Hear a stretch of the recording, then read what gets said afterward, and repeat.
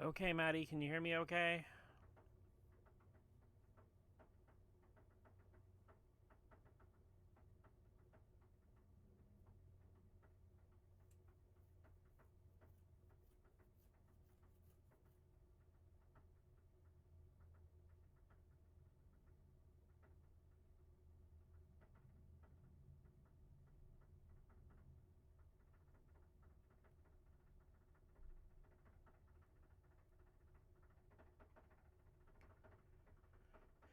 Yeah, as soon as I started talking, my internet cut out.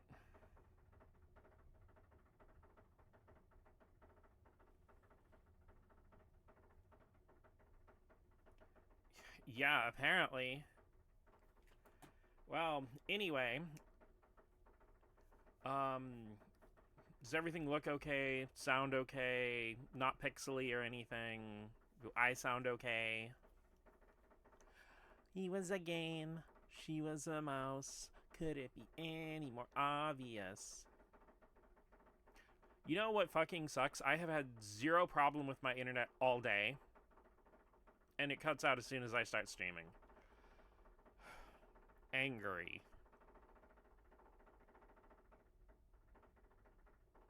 Also, can you hear the fan thing going in the background?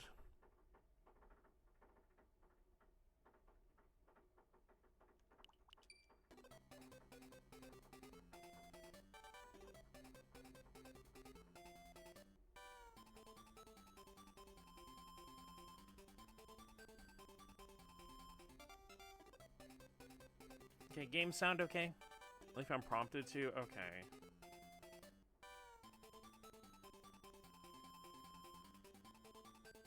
Audio sounds good, hooray! Then let's curb our enthusiasm.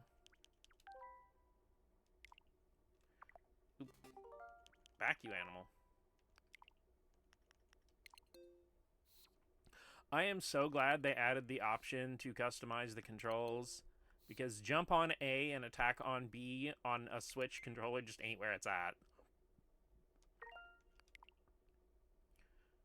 Yeah, you guys are getting... I'm doxing my controller. I'm using a Pro controller. Oop, hey, come back here. Enthusiasm has been curbed. Yep, because one of the big reasons, aside from the fact that I just love playing Game Boy games, if you haven't noticed,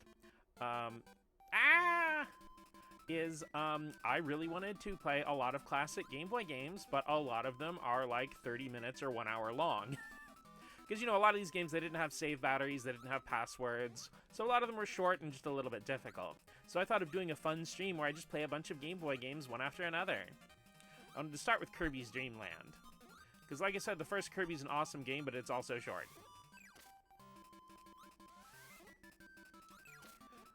Weird fact, this is one of a tiny handful of games that I have beaten, but do not own. Because, yeah, in Kirby's Dream Land 1, it works pretty much like you'd think with a normal Kirby game. You have the jump button, you have the suck button, and you can press up to float.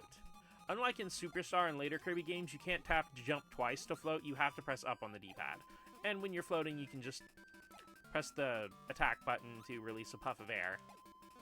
But unlike running through the boys like Night on the Town, oh yeah. If you swallow, you get nothing.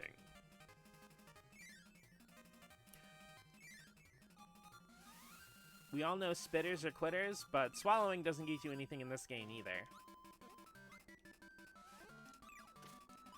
Kirby's only line of offense, ow, is to either spit out what he sucked up, or just blow a puff of air. The puff of airs won't damage bosses, though. But also, fun fact, Spring Breeze in Kirby Superstar is a truncated remake of this game. Though it is pretty crazy that, like, this game is so short that its remake is just the beginner mode of, like, a whole nother game. That was Poppy Brothers Senior, the little one's Poppy Brothers Junior. We've got Bronto Burt. And the way that the announcer says that in Kirby's Avalanche is an eternal vocal stim. Bronto Burt! Kirby's Avalanche is a really weird game. back and get sucked.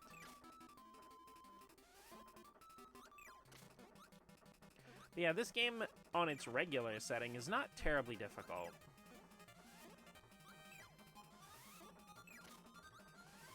But it was intended to be like a beginner-friendly 2D platformer, kind of an introduction to video games and stuff. And it's interesting how many well-known Kirby enemies and stuff like that are just already here in the very first game. These big cats are much easier to suck up in this game. In later games, they usually take more effort and multiple hits, like in Superstar and stuff. I actually really like how their sprites look in a lot of the later games, too. Double suck. And of course the classic M Tomato, which is a full health refill if you find one. The little energy drink bottles from earlier are just a single unit of health refill. I've seen them as bears.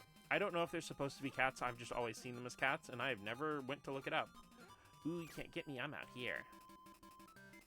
One thing I do miss from Adventure Onward is that you don't have the slide or the dash in this one.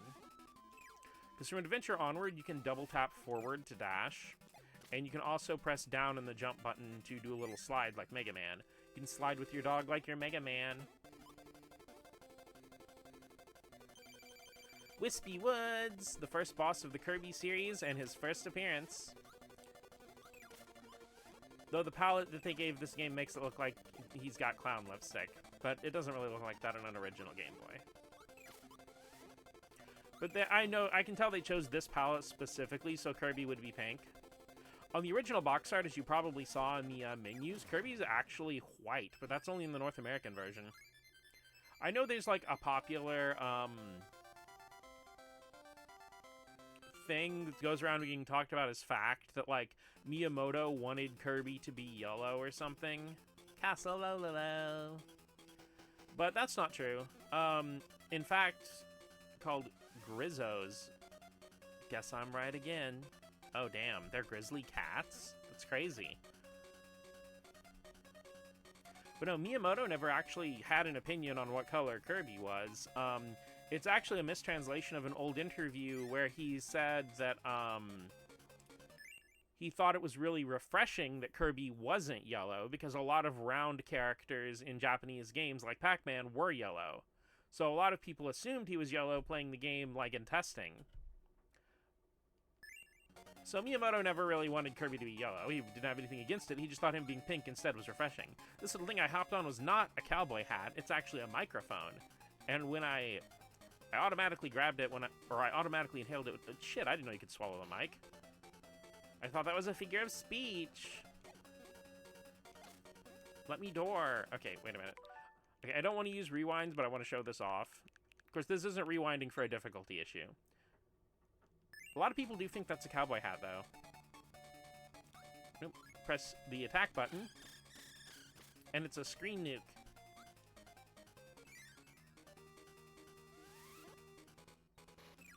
Blech. 2-pint hat. See, that's the thing. That's why it kills everybody, is because Kirby sings country music. That reminds me of the Phanto from Mario 2. The guy I just sucked. Interestingly, in a lot of the remakes and stuff that call back to this part of the castle is kind of left out. Ah!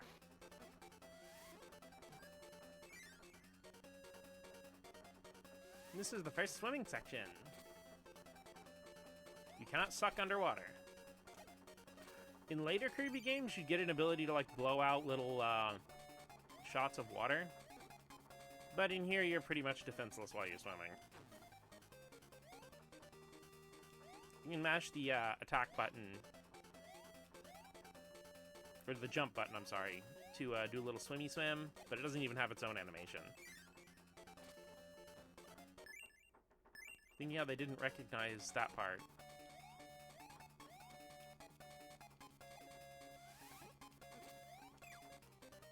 Ah! Here's our first invincibility pop.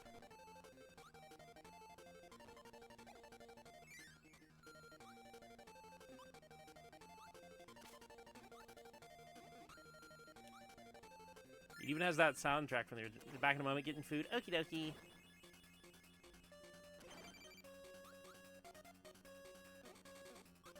This is the first appearance of Lololo and La La La. Well, the first appearance in Kirby, anyway. Ow!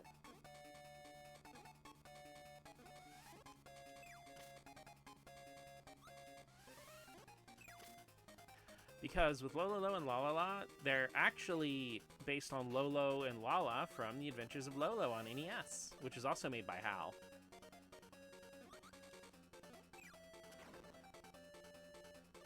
Going through a door. I am feeling the ouch. Yo, I got 4767. Oh, I ruined it. Well, gotta start the game over. I ruined it. Slurp.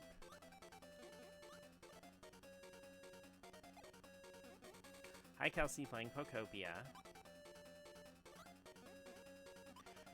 Pokopia was actually made by the same team that worked on, like, Dragon Quest Builders and stuff, so I'm actually pretty interested in getting it.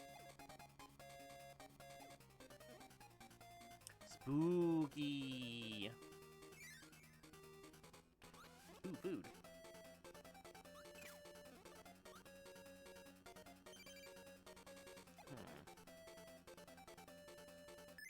Maybe I'll wait for Maddie to get back.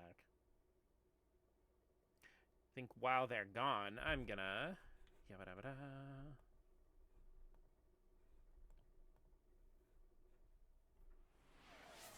Okay, everybody grab your favorite sugar-free, favorite sugar-free, caffeine-free beverage of choice. I got my ice water right here.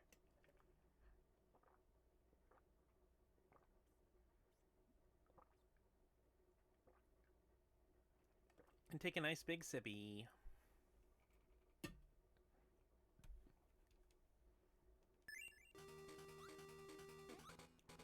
Yeah, also really fun thing, if you just leave the game paused, Kirby will actually do a little dance.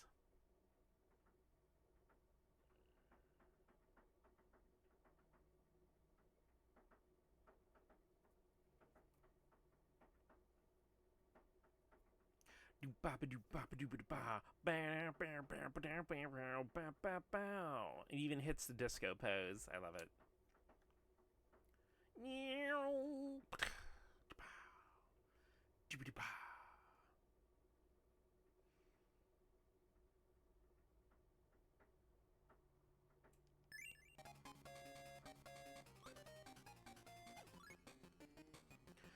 You got the hot food here, and with that, it gives you the ability to rapid fire.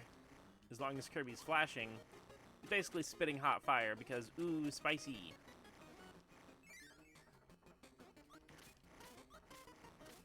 Rapidly firing the rapid fire.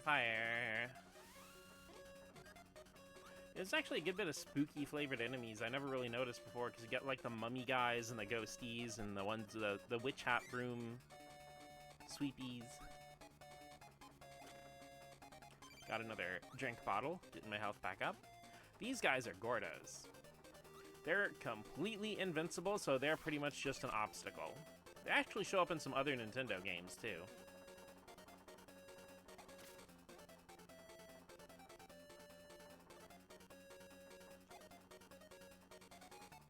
Does this do that thing like in Mario 2 where it wraps around? No. Okay.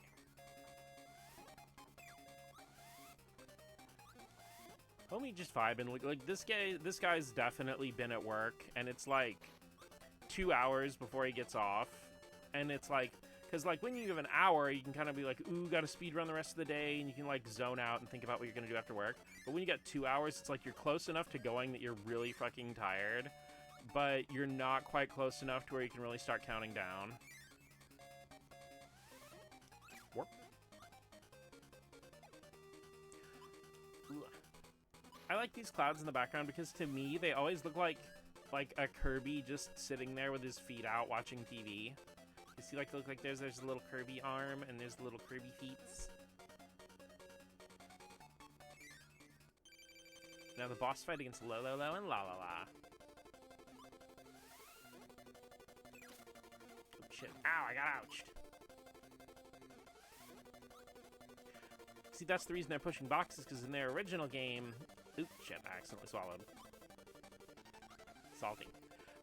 In their original game, they, well, shit. Got freaking hosed. The one with the little bow tie is Lala. She's actually pink and Lolo's blue. Shocking, I know. Please try to contain yourself.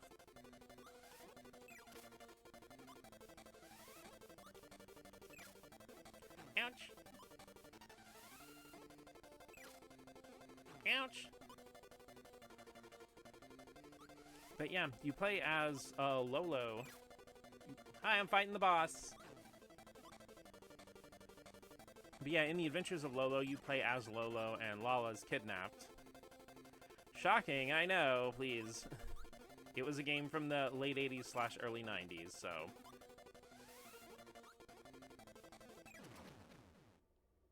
But yeah, the Adventures of Lolo was actually developed by HAL, and since we beat a boss, we got a piece of the star. But what do you have for your food, Matty? I must be nosy. Float islands. Now we get to kill them. Oh, they're fine. They'll be back again in the next game. Laser... I almost said laser snail. That is not a snail. That is a, shelter? Bivalve? Clam! That's what it is. Ooh, a coconut. You can sell those at Nook's Cranny.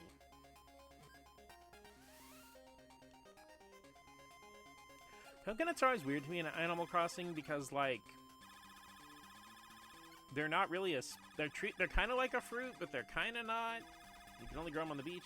A couple corn dogs and maple syrup for dipping. I was going to make myself some French toast today, and I realized that, like, I left the syrup I had out, and it went bad, and I am sad. And yeah, Waddle Doo shooting laser beams was something from the very first game. Look at this little guy. Ow, motherfuck. Look at this little guy with his little mint-colored shell. And the octopi are called squishies. That's another vocal stem from Kirby's Avalanche. When you fight against Squishy, the announce like, Squishy! Ooh, we got another cowboy hat we can eat and scream at people. Ah.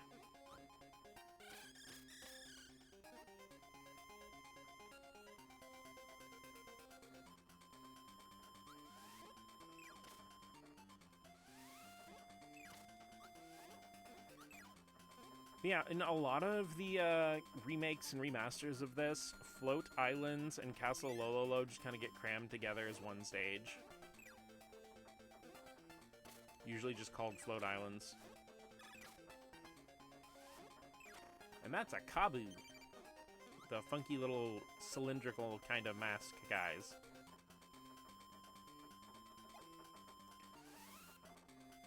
Yeah, I need to write down freaking syrup on my shopping list because I will forget, and then I'll be like, my French toast will go bad before I get to eat it. Wonder why the mic has never been part of Kirby's Smash set.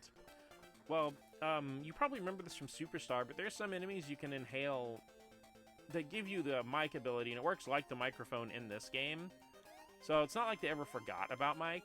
I wonder what this does. That's a 1-up. It doesn't really have a fancy design, it just says 1-up, which is weird because, like, even in later Kirby games... Oh, this feels like it would be a hidden wall if this was Castlevania.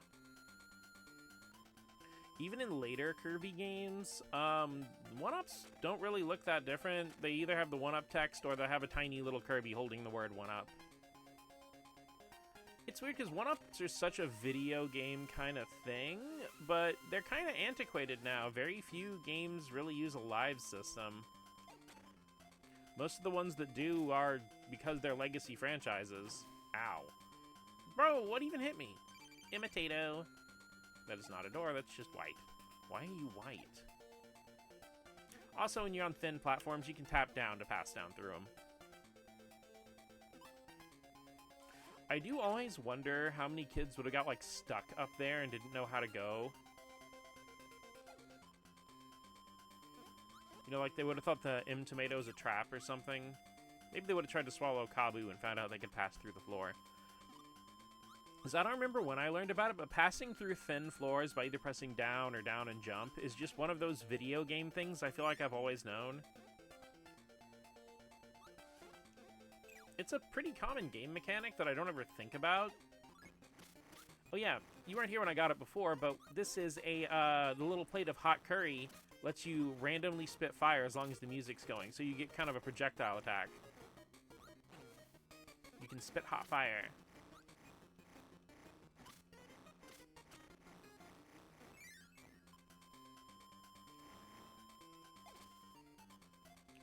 You get a health refill and a 1-up. Aw, yeah.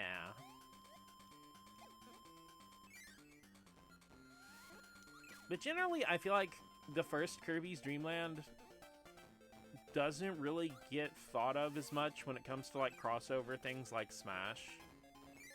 Especially because a lot of it does get absorbed into games like Superstar. Because I feel like Superstar is kind of the central inflection point for Kirby when it comes to references and crossovers. Ooh, I'm in a whale. I'm no longer in a whale. I am now in the clouds. I can be downloaded from any terminal.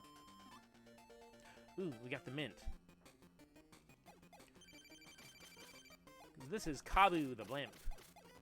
And we basically are doing a shmup section, which would be a recurring thing in Kirby games. But with the mint, we can rapidly fire with just by pressing the attack button. Cool blasts of minty fresh breath. I'm sorry, minty fresh death.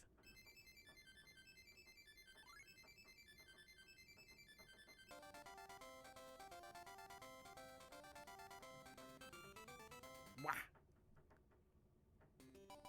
Boobly clouds. It's raining Kirby's.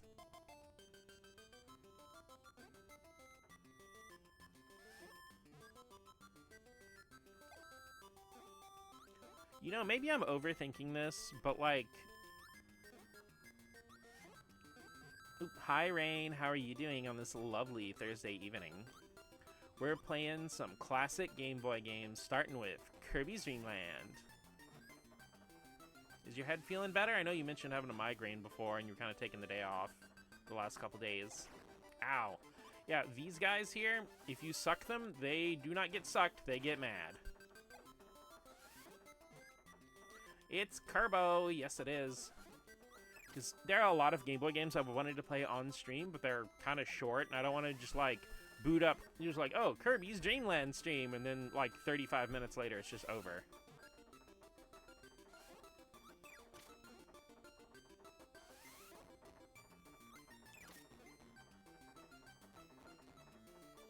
Ah! Head's slightly better after some medicine. Hey, Sir Kibble. I always forget they're in the first game.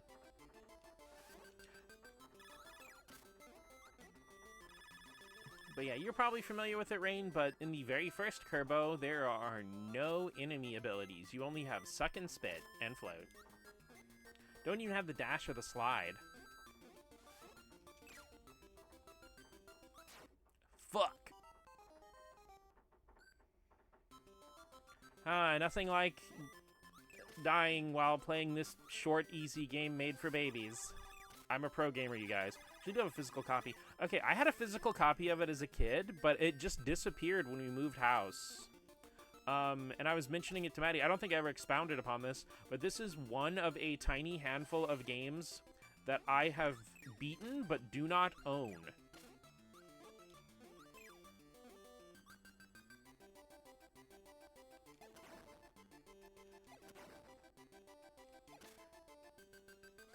I'd like to get a physical copy sometime, but what I really would like to get is the Wii game Kirby's Dream Collection. A part of me is always secretly hoping that, like, my original cartridge will magically turn up somewhere. But it's been more than 20 years since we moved into this house, so... the prognosis ain't looking good, unless there's a secret floor crevasse that I just didn't know about.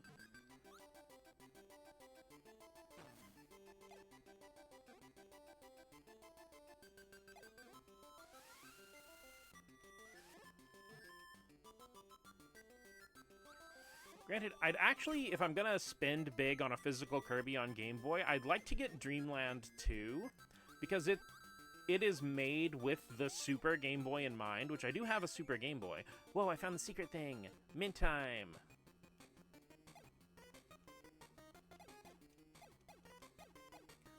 Beverage time. But I'd like to maybe get a copy of Dreamland 2, because I don't have a physical copy of that. I do own it digitally on 3DS. Whoop, shit. My mint ran out. Krakow Jr. Also read up the beginning of the Zombot arc IDW and ordered myself pizza because I have the house to myself. Hell yeah, that sounds amazing.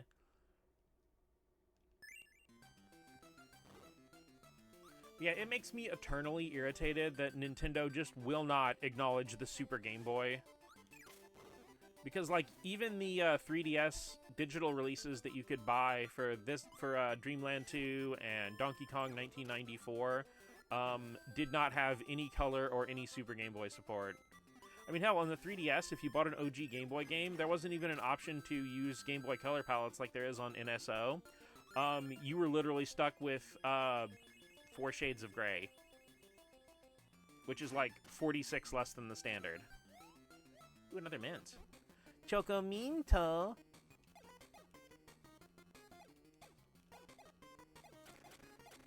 Spitting through the blocks, spitting through the blocks, spitting through the blocks, spitting through the blocks.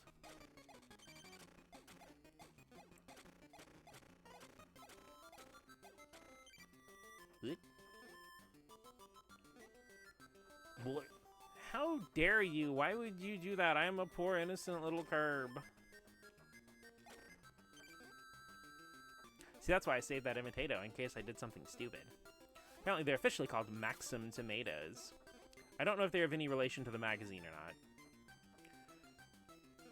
Oh yeah, shocking revelation, spikes hurt. Blech. Also, I really like this area. It just goes down there and you fall and die. There's no reason to go there. I forgot those guys' explosions hurt you. Ooh, we get the hot curry plate. Baby, how does fire work? Oh yeah, I'm mashing that Y button.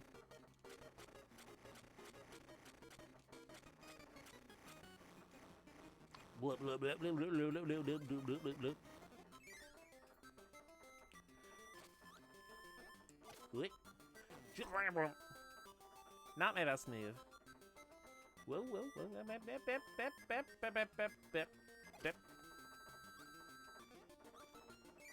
Haha! A lot of Kirby games have like a bonus if you jump into the moon. Imitato! I think there should be some wumps through here too. Yeah, give me that wump. My wump! Ah! I lost my wump! Now we fight Krakow. What's crackin'?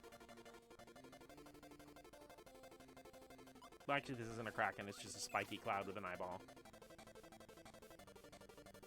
Does anybody make me think about the fact that the kraken in Earthbound is like a big sea serpent, not an actual kraken? You think that was a localization thing? I should go look that up.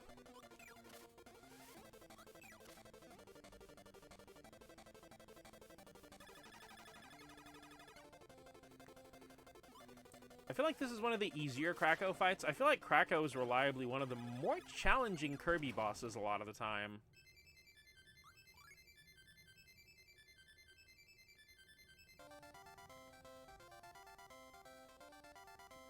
Boink! Mount DDD. Don't mind if I do.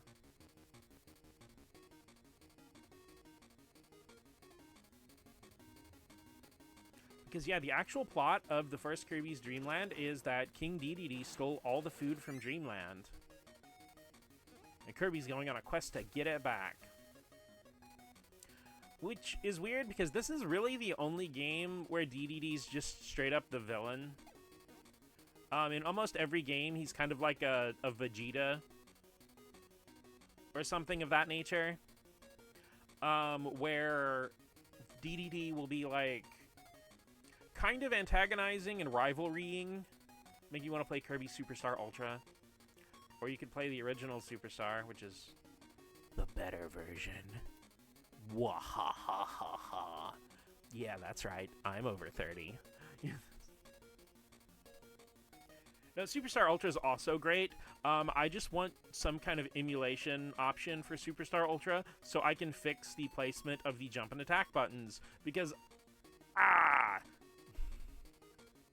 But yeah, unlike every other remake, remaster of this game, this has a boss rush. So we gotta refight all of these guys. And we do a tiny little mini level, too. Okay, Boomer. Ah! How dare you?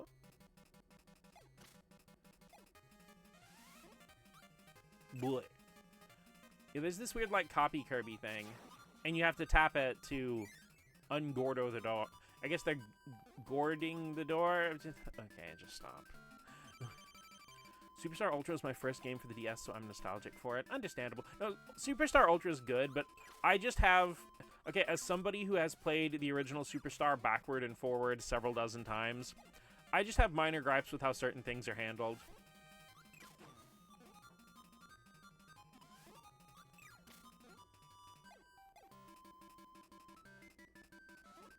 But if you never played the original Superstar, then, like, you don't have any context for that, and this is just a kick-ass Kirby game that's packed with a million billion content. And again, also, the B to jump, Y to attack is so deeply ingrained that, like, I can live with it through playing most of Superstar Ultra, but with something like Helper to Hero or the True Arena, my instincts will betray me, and I will absolutely hit the wrong button and die. I'll handle your face. Ooh, romantic.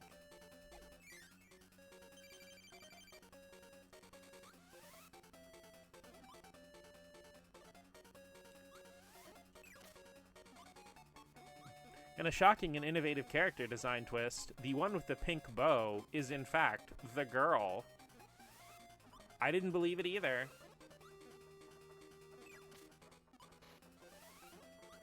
I say that as a girl whose favorite colors are like pink and purple and... Oh, hi, Dodd.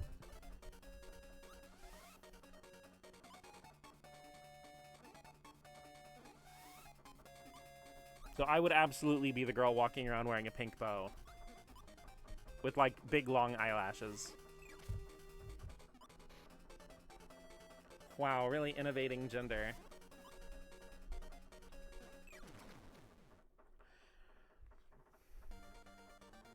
It's interesting, though, because... the criminal. It's interesting, though, looking back, because even in the 90s, like, people were already being critical of character designs like that and the Smurfette kind of thing. So this was kind of already a conversation.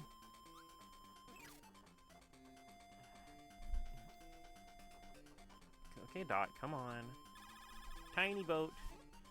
Beam clam. Come on and slam.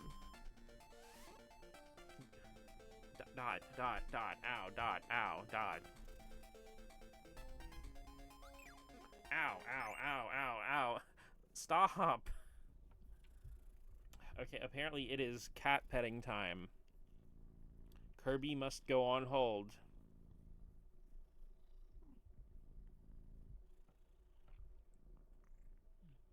Dot's been playing outside because the weather was so nice today. Despite becoming a girl, I either dress either fairly mask or just atypical goth. I mean, that does go along to one of the things we were talking about before, how, like, gender-neutral clothing is just clothing that's considered traditionally male. No glowing rectangle, only pets. I do love Kirby doing his little pause screen dance, though. Now, I'm doing my pause screen dance. I'm round, I'm pink, I don't wear pants.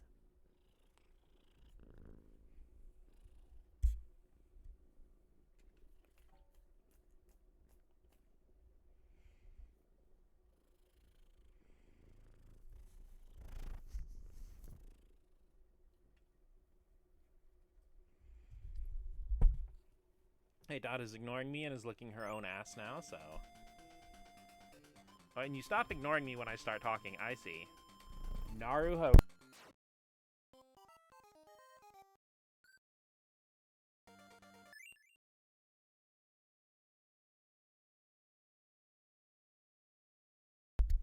Can you guys hear me okay?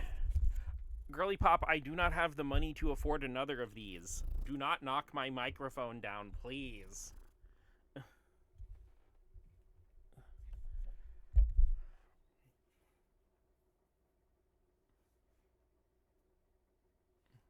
She's trying to end your career.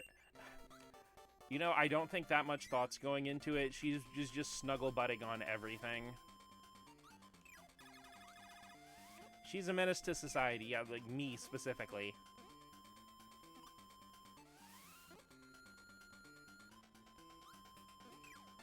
Okay, let's not spike myself.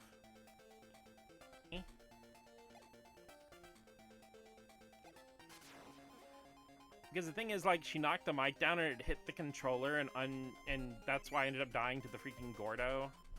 Little butt. And then she walked away to go get something to eat. Minto time! Like, I'm not gonna do that the whole time, I promise. This is what it's like to chew 5 gum.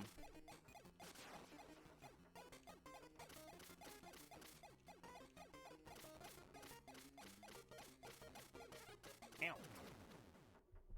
Get caboozled. And now for Crack Ho. Do we have a bonus secret in this moon, too? No. Lord. Ow! Rude.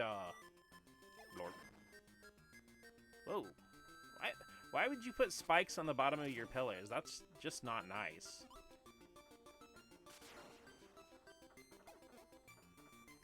How fast can you touch Kirby in every Kirby game?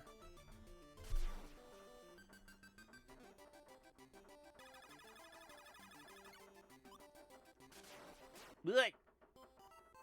I got Krakow to the face.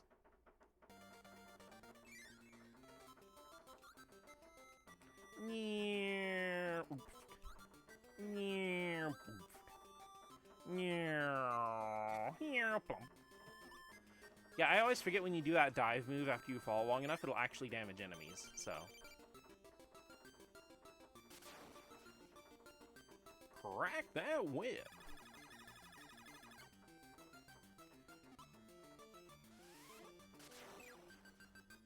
Get Waddle Dude out.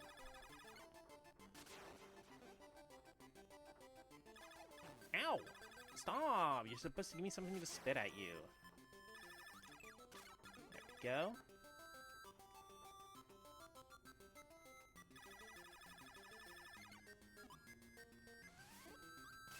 Ooh.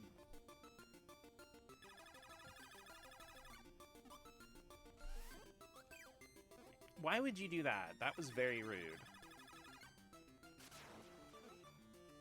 Ah. I am really gonna get beat by Krakow twice in a row. What is this?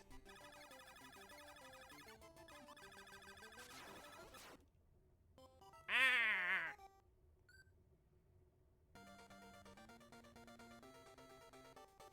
Okay, put me back in the ring, coach.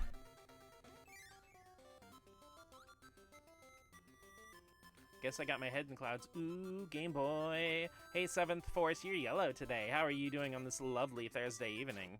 I just fucking Gordoed myself. More like crack KO.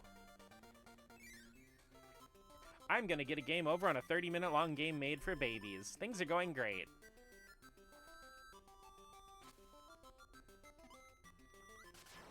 But yeah, how are you doing today, 7th? I've been feeling a little out of it. Your Iron Man video kind of made my day. I didn't know that was coming out today, so...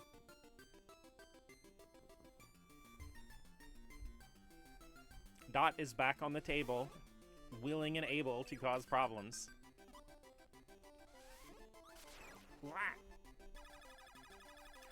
Oh, also, I was kind of like trying to keep my comment from turning into a whole paragraph again, but the freaking, in your video when you were like doing like, why didn't Iron Man just use the infinite on Thanos? Is he stupid? That freaking made me bust out laughing, because a lot of times, your videos are done in a very like educational and relaxing style, like, actually educating on the mechanics, design, and evolution of the characters. And you delivered the joke so calmly without even like pointing it out that it really, like, I had to pause the video for a sec to laugh at that. That was very good.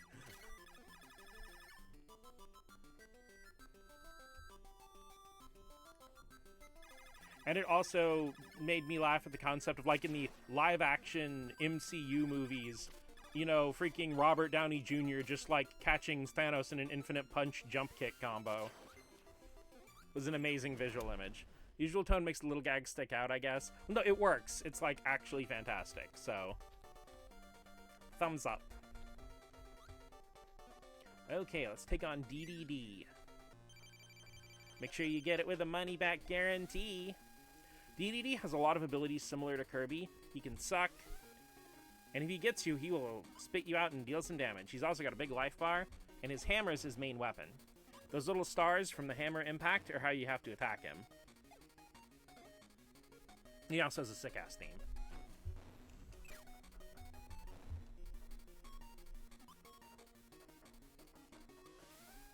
Ah!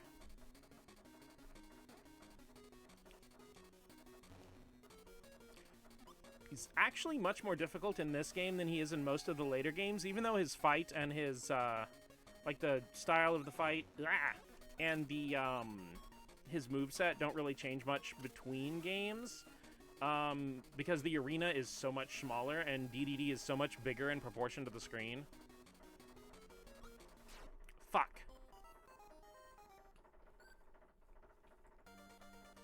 Also, Kirby's abilities in general are just much more limited in this one. Oh, choosing to play this with the Switch Pro controller is biting me in the butt because I keep accidentally hitting up on the D-pad when I mean to not. Shit. Okay.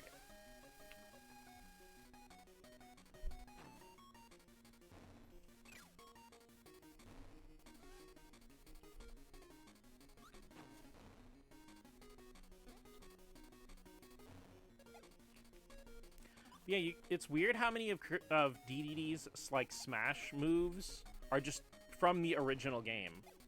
Things like, the big... It sucks because the Pro Controller is like so good for everything else, but specifically, is some 2D games I don't really have a problem. But it's specifically ones where like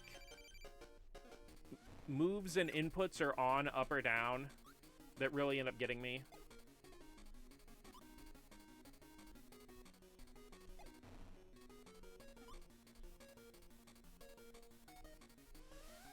It's crazy because, like, Nintendo invented the D-pad, but your two options for D-pads on a Switch console are either one that will constantly miss inputs, which is the Pro Controllers, or ones that are so rigid you will have a hard time doing multiple inputs, which is, because I respect the Joy-Con D-pad and the way it's designed, because the Joy-Con can be one controller that's two separate controllers, which is a really thoughtful design.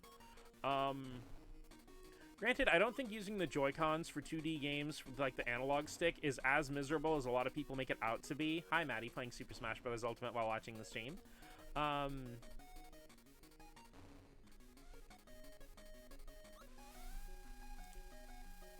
Because I feel like the cone of movement is so small that you can get away with it for a lot of 2D games.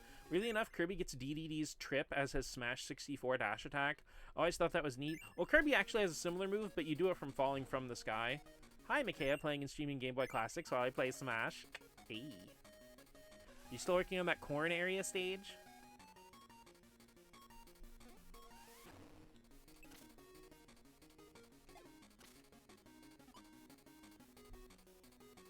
Gonna lock in to DD Destruction.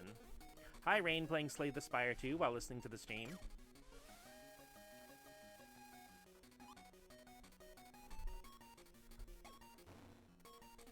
I'm doxing everybody. Get game doxed. You know, I mean, honestly, I'm surprised you weren't playing it already and I wasn't just tabbed out in another window. I take no offense to that. But... like, I'm amazed you stopped playing Slay the Spire. Ow, fuck. Hi, Cole. How are you doing on this lovely Thursday evening? We're playing some classic Game Boy games. Right now, we're playing some Kirby's Dream Land. I'm on the final boss with 0 lives, and I keep fucking up because I'm not really concentrating very well.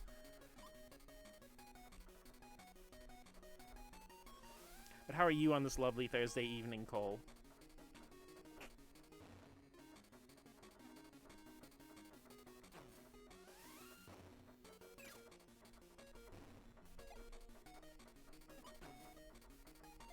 One thing I am so bad at when it comes to action... Fuck.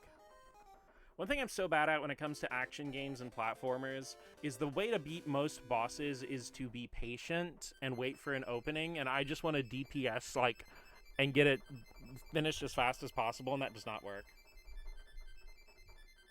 Eepy Kirby. Poke, poke.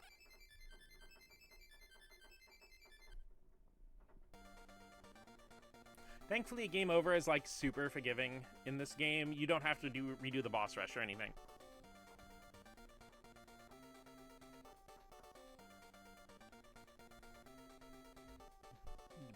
You butt. Oh, now you're being a good-natured snuggle baby.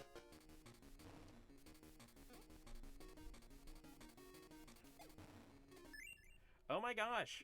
Dot, calm down.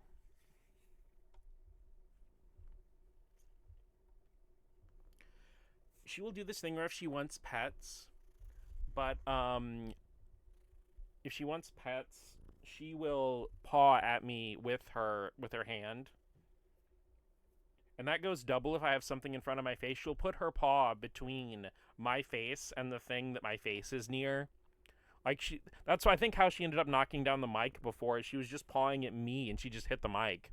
Because when I'm looking at my phone or if I'm playing like a handheld game system, she will put her paw between my phone and my face. Hey, you're getting pets, Dot. You're getting pets in the stream while everybody's listening to me pet you.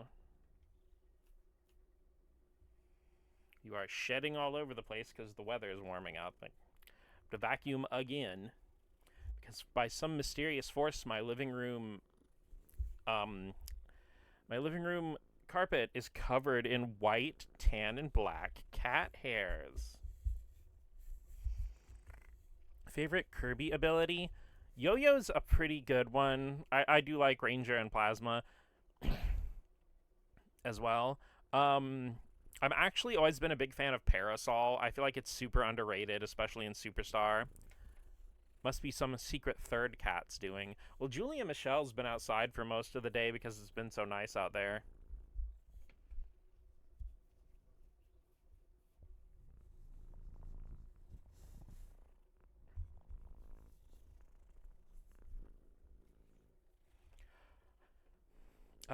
Yeah, I'm a big fan of Parasol. I also really love Yo-Yo. It's definitely in like my upper echelon of Kirby abilities. Wheel is cool, but my favorite version is when you have the co-op partner and you do the Wheelie Rider in Superstar.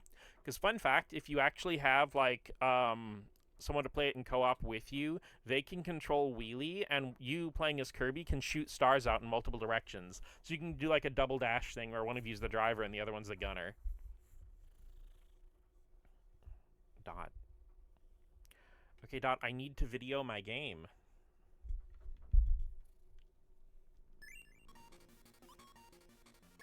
See, this is the challenge mode, is like, can you video a game with Cat demanding your attention?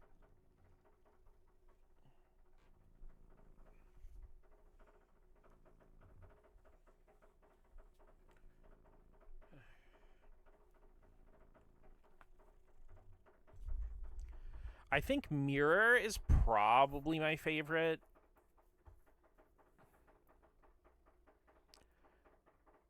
Who's the wheelie and who's the star shooter in the relationship? That's the real question.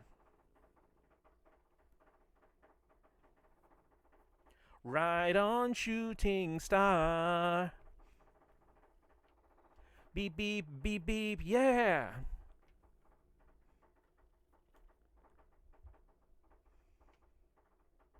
Wheel's great because anytime you see it in a level, it's always followed by the most unhinged full tilt level design. It's really great. That is true. A dog trying to bust down my door despite me letting him out after he asked to be let out. Standard dog moment.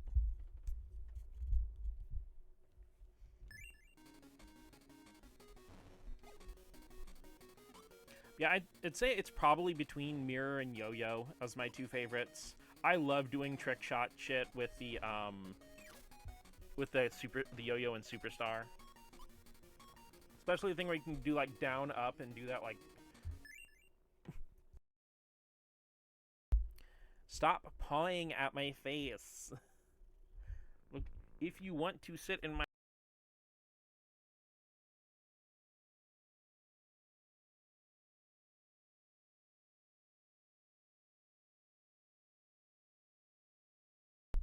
I'll be the Yoshi to your Mario because you're my precious baby. Mira's dash attack is super fun. Because that's an interesting thing, is I feel like a lot of people don't consider, is that Super Smash Bros. Series is actually a Kirby fighting game series, and everyone else is a guest star. Because the whole foundation of Super Smash Bros. Control scheme and everything is from Kirby Superstar. And the All-Star mode is literally just the arena, but themed around every Nintendo game.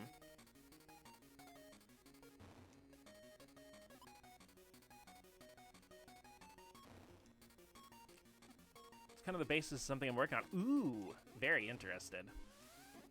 You motherfucker! Do not suck me. That's my job. I'm the sucker. You're the suck-e.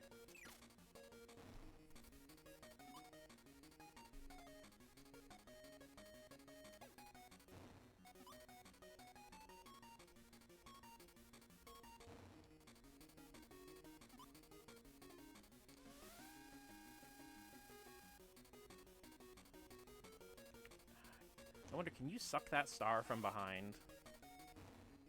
Asking the real questions here. In Kirby of the Dreamland. Ow! I hit up again by accident. I am angry.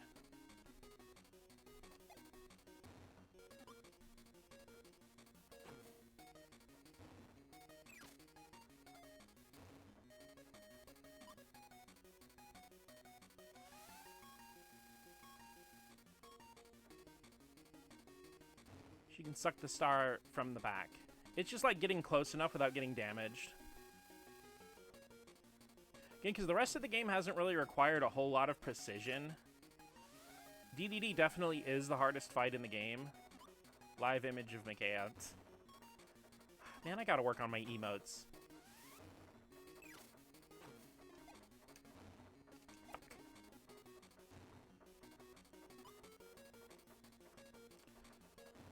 My biggest problem is with having job is that, like, I'm not off most days of the week.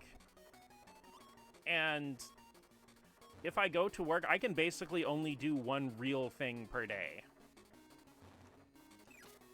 And especially since, like, you know, doing a fully illustrated, a fully colored and lined illustration, that's like minimum a 4 or 5 hour task, which is fine if you have, you know, your whole day, you know, that's kind of your main work, is working on the illustration. But, you know, if I come home, even if I immediately start drawing, by the time I'm done, I have to go to bed, and that's not counting eating or taking a shower or anything. So the moral of the story is everybody support me on Ko-fi so I can quit my part-time job.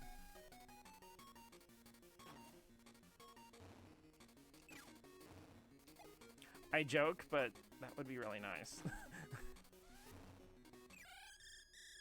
Goodbye, DDD. Get DDD destroyed.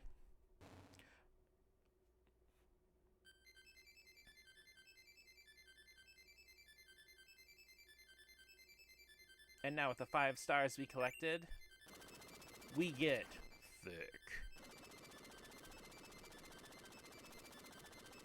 Way to go! Now all the yummy food from Dreamland and a terrified fish will all fall back to them. The credits. Director, Chief Designer, Masa Sakurai. Chief Programmer, Kyohei Miyabi.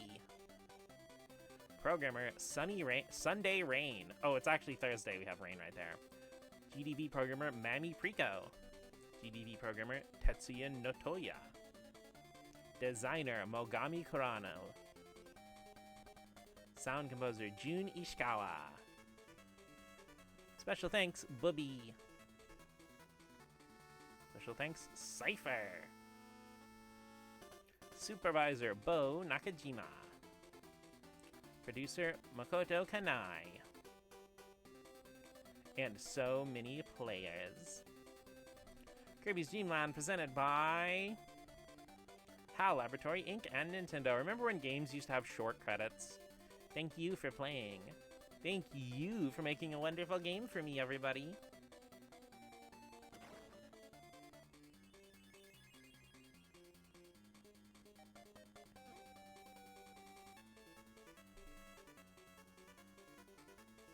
Bye-bye. Fair, it's a short game as well. I know, it's just like, I was honestly prepared to talk more, and then I remembered how, pressing up, A, and select on the title screen to start a new adventure. Gotta pay fees to get a new passport, so I have an emergency escape plan, money big issue. Yeah, I know, it sucks. I'm sorry, Rain. Just replayed through Tom and Jerry in House Trap.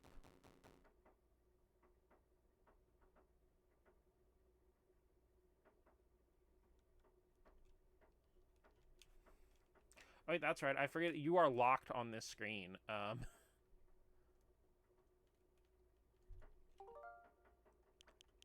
Reset. Yeah, if you press... There's no save function or anything like that, but if you press up, select, and A, you get Extra Game. I'm not going to do a playthrough of Extra Game, because, a fun fact, Extra Game is really fucking hard. All the enemies are faster. A lot of more common enemies are replaced with more powerful ones. Like, for example, the mushroom guy, instead of just being a static enemy, now shoots projectiles. Also, I'm not familiar with Tom and Jerry and House Trap. What platform is it for?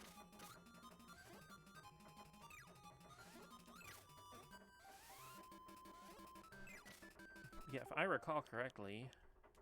Yeah, I have a, I was actually trying to do an Extra Game playthrough literally like 2 or 3 years ago. And I got to Bubbly Clouds and I could not get past Kracko Jr.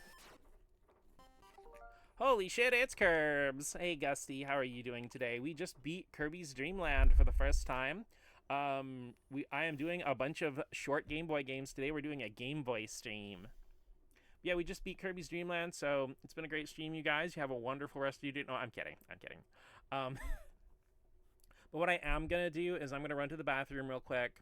I'm also going to make sure Dot's got food and water in her thingy thing. Still dreading the ending for Monster Hunter Stories 3. Oh. PS1, really fun. Plays Jerry trying to beat up Tom with weapons and traps. Oh, so it's kind of like Deception for kids. Or Kagero? Tecmo's Deception. Yeah, I'll be back in a noodle. I'm gonna use the bathroom real quick.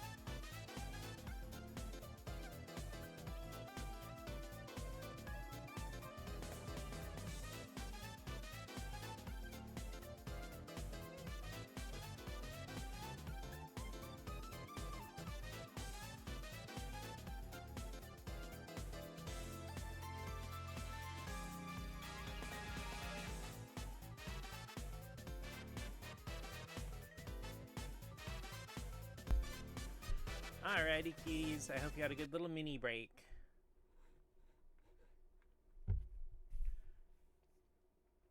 So, Gusty, are you dreading the ending for Stories 3 because, like, you don't want it to be over, or just because you feel like the you feel like the ending of the story might end up traumatizing you?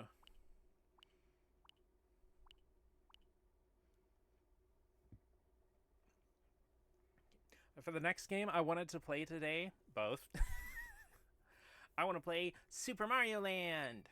I love the original Super Mario Land. It's one of my favorite Mario games. Okay, cool. I already did the controls.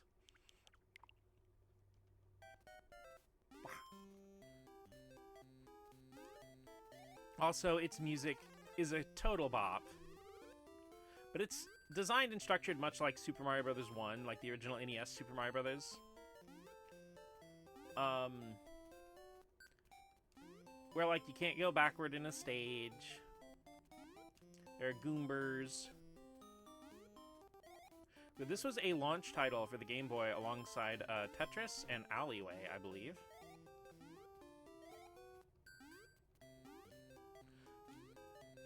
But it does all the usual Mario stuff. Got question mark blocks that'll give you coins. 100 coins gets you 1-up. Mushrooms make you the big Mario. And in this one, hearts are 1-up.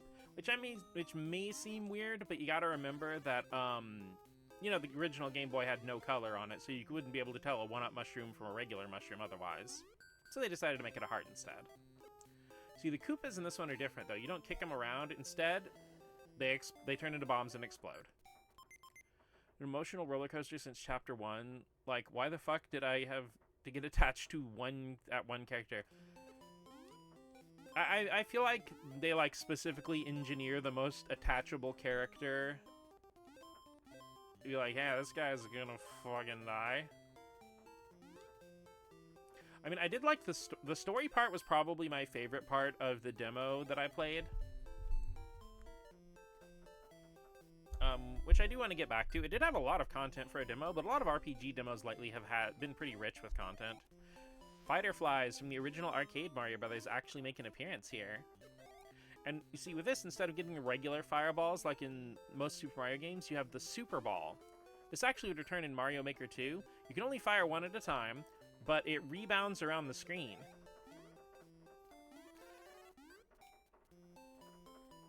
Fuck. You guys won't tell anybody, right? Really? You guys won't tell anybody, right? Okay.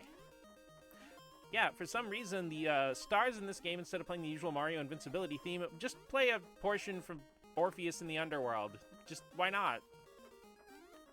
Mario Land is great. I like the zappy sound.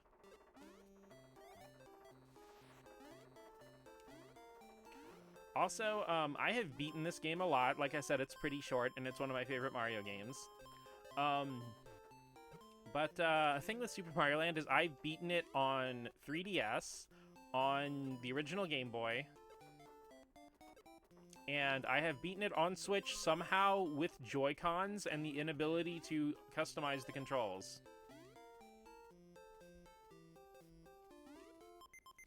Oop, I missed some chat. Give me a sec. We won't tell, but VOD watchers might. Not worried about beating the final boss. All my monsters are on the path to level 70. I'm worried about being physically sick from how the game decides to continue the story. That is the way.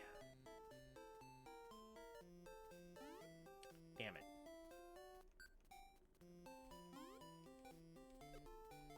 See, there are two doors. If you take the bottom door, you just go to the next level normally. If you take the top door, you get to go to a bonus level. And by bonus level, I mean one bonus thing. Yeah. Yeah, the 1, 2, and 3 give you that many extra lives, and if you get the flower, you power up to having the power flower. But if you already have the power flower, you get nothing.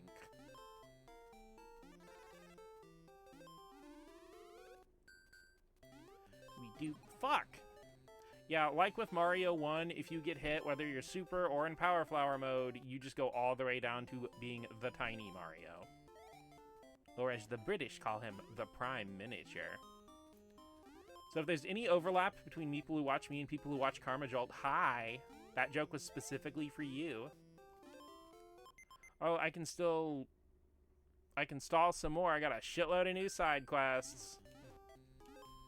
See, this is why it takes me 150 hours to complete 40-hour games.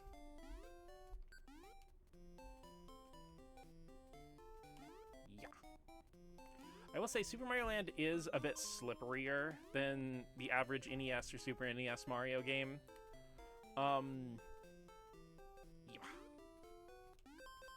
It was actually not developed by Miyamoto's team. It was actually developed by Gunpei Yokoi's team and the people who created the Game Boy. It's one of the few Mario games that Miyamoto's not directly involved in. Oh, I have 69 coins. Nice. Oh, hey. Seventh is working on P3P while listening to the stream. Yeah, R&D 1.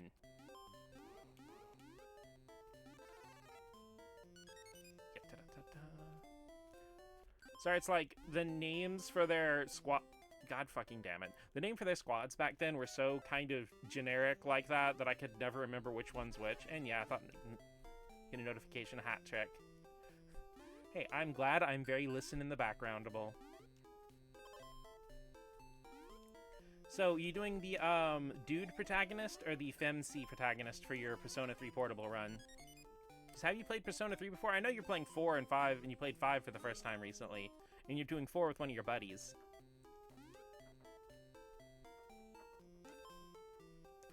Yup, ba ba ba. Boink, boink.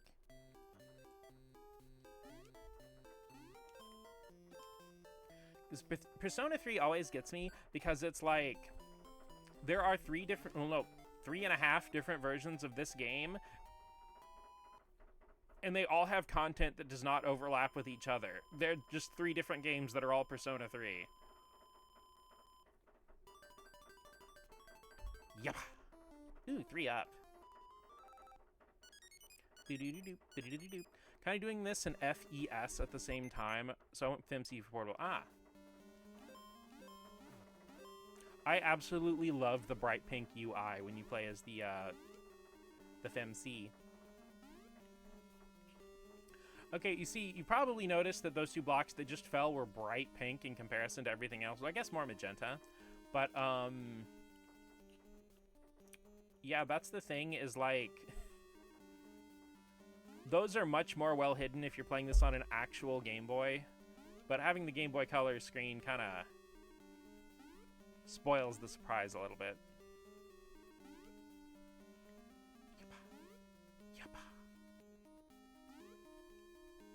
Also, there are a few little hidden things. You probably noticed the coins on the ceiling. You can actually get up there, but I don't remember exactly how to get the hidden elevator. Blah. Those little guys do blah. And then they get stepped on. Jealous.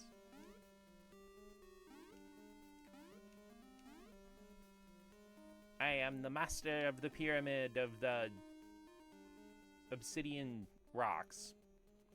Yeah, there's a little secret extra area you can sneak in if you're a Shmuel Mario and get a bunch of coins. But you're not trapped, because this actually has a shroom. And you can smack these blocks and get out.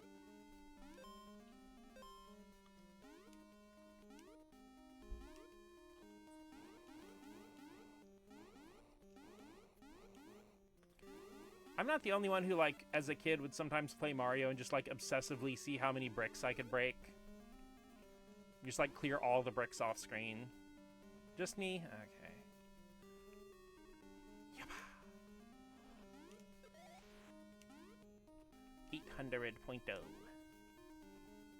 Did that sometimes. Like I said, it's a very, like... I think it's a very... pre-internet kid thing to do, to just like squeeze every little bit of game out of your games. Because I feel like one of the things that kind of gets lost is boredom, because I feel like boredom breeds creativity. Even a lot of other neurodivergent kids playing the game. True. Because there's just like infinite fountains of content that even if you started and spent all your time consuming everything, you would never get through even all the interesting stuff, much less like all the other stuff that'll get shoved in your face. It's funny that it'll just keep playing the boss music. But if you don't have the Power Flower, you can always stomp on that and defeat that boss Bowser style, just like in Super Mario Bros. 1. It'll destroy the bridge and it'll fall into the, I guess it's supposed to be lava, but it looks more like quicksand with this color palette, and I kind of like that for the desert. Thank you. Yeah, this is the first appearance of Daisy. Oh, Daisy. She was a fighter fly this whole time, guys. I'm so sorry you had to figure it out this way. We'll still try to make the relationship work, okay? Whoa, 3 up. People don't let themselves be bored anymore. Content must always flow into brain. Yeah. I guess we traveled here on a UFO. Is Mario an alien? That's just a theory. A gay theory. And I'm your gay. Thanks for watching. Yeah, these bonefish are unkillable. Because they're already dead, I guess. Sometimes you also need to work on something else to not get burnt out from your current project. Like, I just made my Yume art for a friend to take a break from my... Made Yume art for a friend to take a break from my Yume art, which is very cathartic just to doodle for someone else, yeah. Conveyor belt of content straight into my eyes and ears and mouth. I'm really happy modern Nintendo devs are embracing the land games. I guess a lot of recent hires grew up with them. Yeah, I do forget that, like, the people working on a lot of the games now are also people who grew up with these games. Bloop. Like I said, I was very happy to see the Power Flower be in Mario Maker 2. But it's like, okay, you know how in the Crash Bandicoot remakes, you could play as, like, Coco after clearing, like, the first world of most of the games?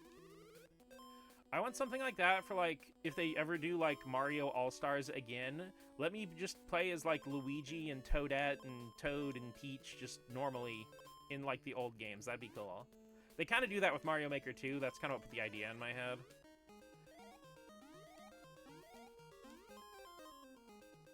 You can zap these fish if you have the Superstar. We got Seadras. They out here spitting.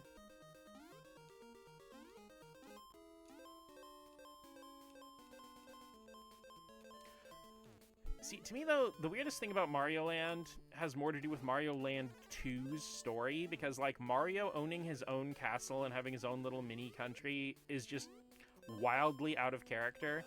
Granted, I feel like pre-GameCube, Mario was just like a Bugs Bunny or a Mickey Mouse where... God fucking damn it. There wasn't really continuity between the characterization. The characters just did whatever would work for whatever plot the creators wanted to make that week. Playing some royalty music for the Star Cream. Yeah, it's from Orpheus in the Underworld. It would have been kind of a funny thing to keep that up. I honestly think so, too. You mean the Star theme just being different, like classical and royalty-free music?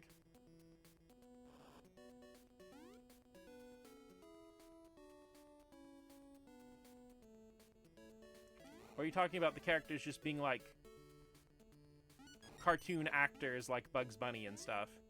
Kind of dig how weird it is. Really cool that it does actually keep continuity with Tatanga being there, too. Well, no, the weirdest thing to me, though, is, like, the land stuff, a lot of that's very much not compatible with regular Mario. But Wario still shows up and he's still there, so it's like, it must have happened, question mark? Granted, like, again, trying to piece together continuity for Mario is a fool's errand. I'm aware of that, but my brain must. Like, I remember as a little kid watching, like, Merry Melodies and stuff that used to come on, like, early mornings. I would, like, talk to Mom about how, like, well, they were in the medieval times in that other episode, and now they're in this thing, and then now they're on stage. Like, how did all this fit together? Is there a different time setup or something? And Mom's like... She's, like, really contemplating for a minute, and she's like...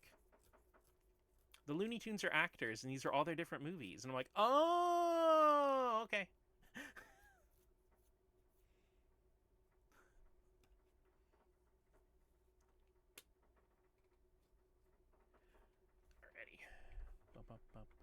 Boink.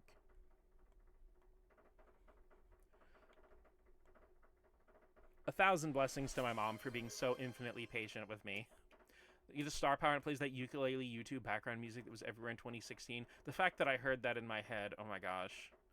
Like, I can't say I hate that music per se, but it's one of those things where, like, I just roll my eyes when I hear it now. But everybody grab your favorite sugar-free, caffeine-free beverage of choice. I got my water tumbler right here, and take a nice big sippy.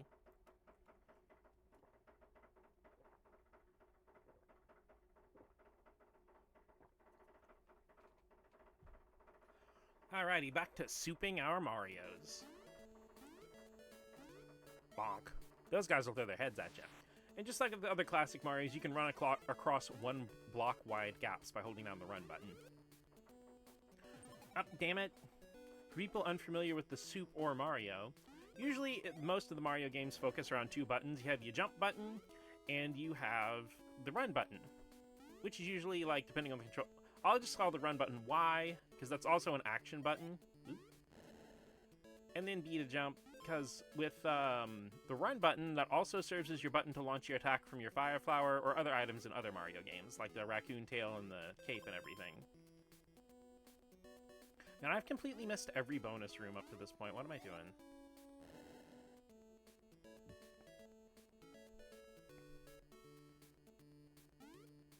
I forget to explain because I just feel like Mario is one of those things everybody knows, but in reality, like, I can't really take that for granted anymore. Also, hidden area. Whoa. Yep, there's a little invisible floor right there. You can only get down here. Hey, you have actually really neat bonuses for being small Mario in some areas in this game.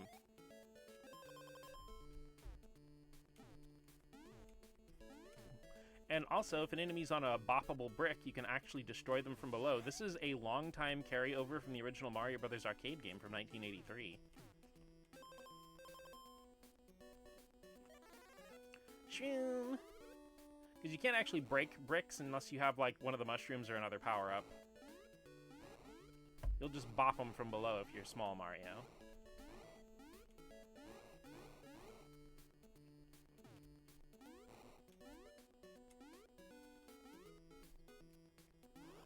Whip. Whoppa! I think those Seadra-style enemies there are also immune to damage unless you have a superstar. Whoa! Sorry about that. Dot kind of just springboard launched herself off my desk and decided to go run into the hallway for something. I'm fine. No, it's just that she just, like, launched herself off my desk and it made my microphone fall over sideways. Gotta do cat stuff. She had actually chilled out and was just kind of laying on my desk.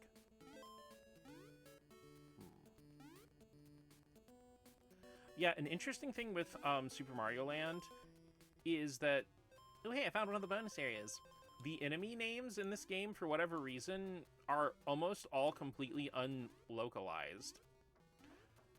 Like, I called them Bombshell Koopas earlier, but in both the Japanese and in the original English manual for Super Mario Land, they called them Nokobon. Because in Japanese, Koopa Troopas are called Noko Noko. So Nokobon is like Noko Noko bomb. Gotta get up there to that high, whatchamacallit thingy. Yeah! Almost made it. So yeah, an interesting thing with Super Mario, unlike a lot of other platformers that predate Super Mario Brothers, is you have momentum. And your momentum and jump distance can change whether or not you're holding down the run button. Shit. Well, I guess I'm not doing the bonus for this level. You see, those little blocks that look like tiny ice cream sandwiches will fall if you stand on them for a second. And this actually has shmup levels. Yeah, I don't know what it was with Game Boy games and shmup levels. But Mario has the Sea Pop. We are underwater right now. Unlike the other Super Mario Brothers game, well, unlike the first Super Mario Brothers or Lost Levels, instead of 4 levels per world, you have 3 levels per world, and the boss fights on the 3rd level. Because when the sea enemies are, the Seadra-looking enemies are underwater, you can get them with these bullets. Also, there are UFOs underwater. Are we doing Ancient Aliens here? Is that what we're doing? You can also destroy bricks with these shots.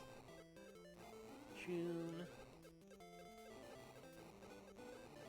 Early GB was basically shmup levels and box pushing puzzles. That is true.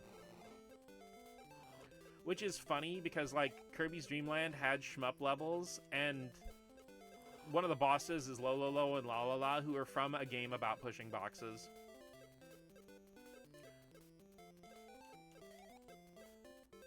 Mario! Imagine going to, like, okay, you're in a foreign land, and you get in a submarine, you go underwater, and you see your name spelled out in the local currency. That's gotta be fucking terrifying. Big seahorse. I wonder if he's pregnant. I hope not, because I'm shooting him.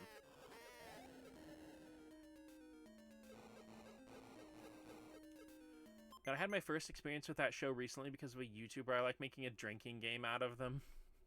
Yeah, I figured you meant the episodes of Ancient Aliens, yeah.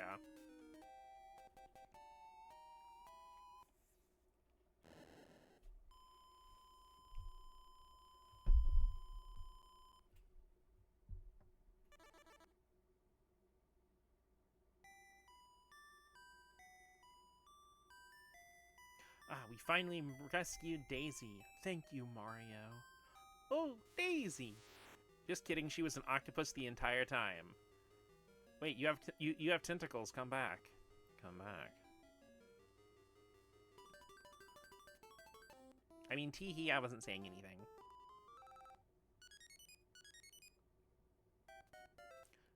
And now we have Moai heads. Is this a Gradius crossover? I don't care if it's actually pronounced Gradius. I've been saying Gradius since I was like 5.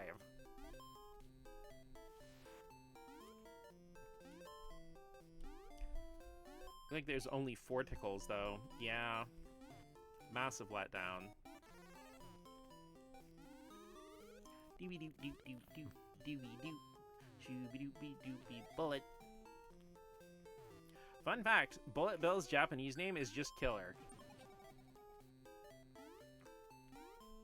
Which, I mean, makes sense. It is a bullet. That's what they do.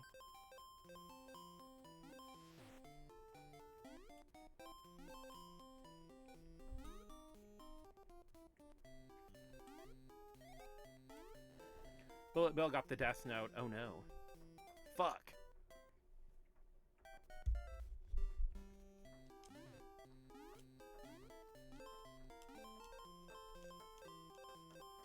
And wrote your name. No, I think I wrote my own name on it. It's like, ooh, new notebook. Let me go ahead and sign it real quick. Why does my chest hurt? I'm sorry, but I can't help but think about the thing they were doing where they had, like, ooh, what detectives would solve the Kira case or whatever from Death Note. And my favorite was,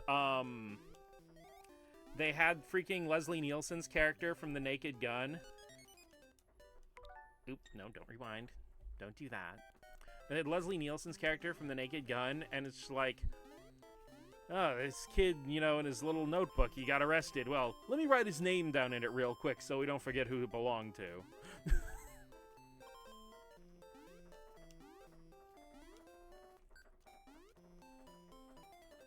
Slippery.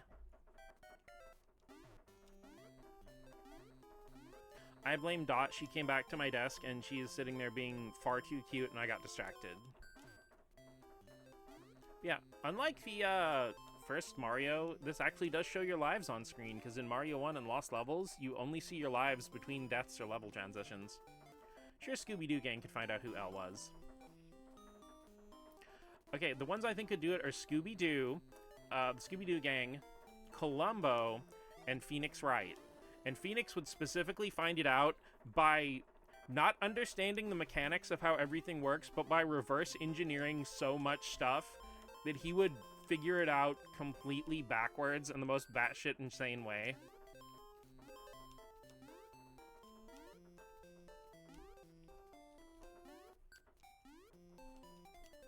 Really? Really? That sounds about right. I get it.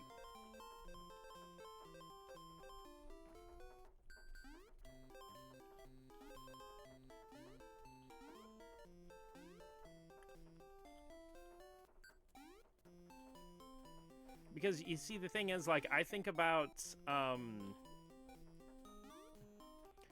you know, I made the joke with brought up the joke with, like, the Leslie Nielsen Naked Gun character, but I feel like Columbo would invoke the same thing, but in, like, a terrifying way, where he'd be like, "Oh yeah, Mr. Yagami, I think you dropped this. This was your notebook, right?" And you'd be like, "Yes." "Oh, well, how about I go ahead and, write your name in it for you, just in case it gets lost, we know who to return it to." And, you know, like, to get a response out of Light, and it's like, geez, fast Moai. Considering he'd probably have to call in Maya to help, yeah, actually literally how he does it.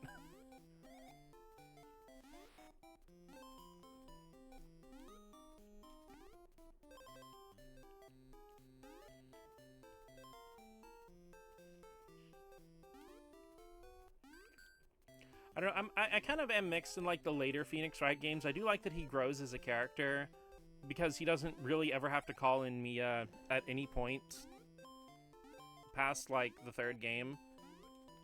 But, also the fact that I kind of miss Mia. Damn it.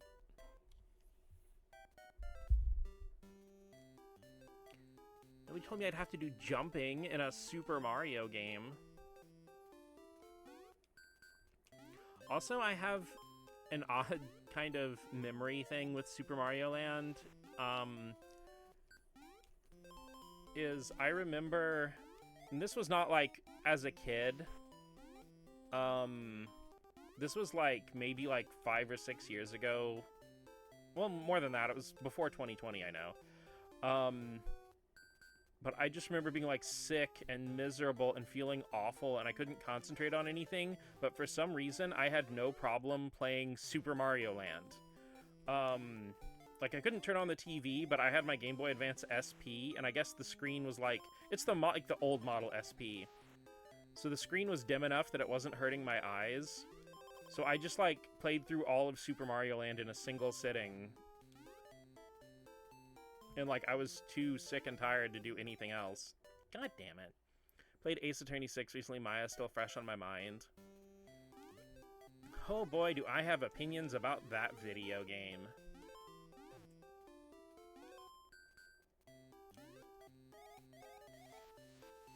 But I'm not going to bring them up now because I don't want to spoil anything for anybody who is not as familiar with the series.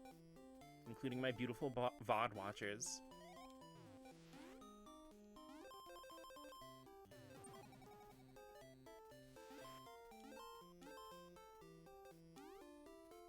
Bum bum.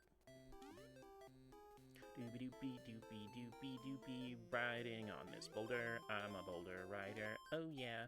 Riding on a boulder, over all the pits and the spikes. Riding on a boulder, better watch out. Yikes! Riding on this rock. I can't think of a word that rhymes with rock that isn't cocked because that's just where my brain goes. Yeah. Oh yeah. These kind of look like pastries to me though.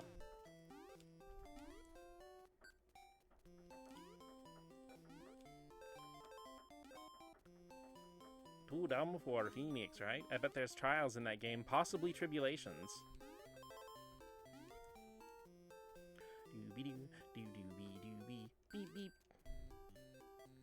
Gawk, dock, glock, knock, sock, mock. Okay, MF Doom, calm down. Maybe like 2 more.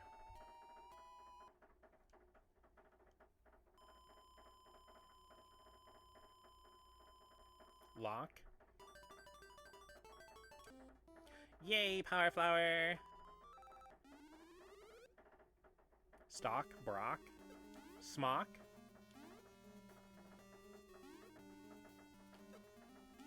Bonk. None of those were the first words on my mind, though. You guys know me well enough at this point.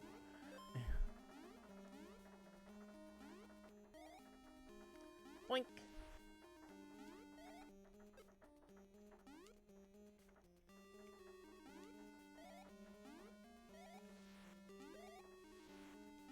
See, I've realized the key issue I'm having is I'm not at full power because I don't own any long striped socks yet.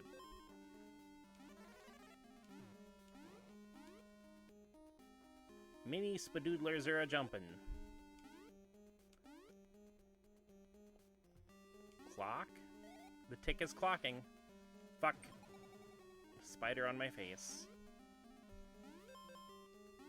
Bonk.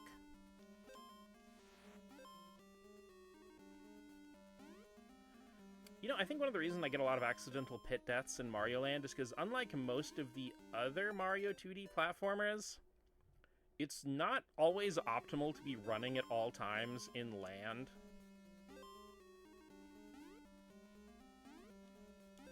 Also, Mario drops like a Mega Man 1 ass rock. Freaking... if you, like, slide off a ledge. Yuck.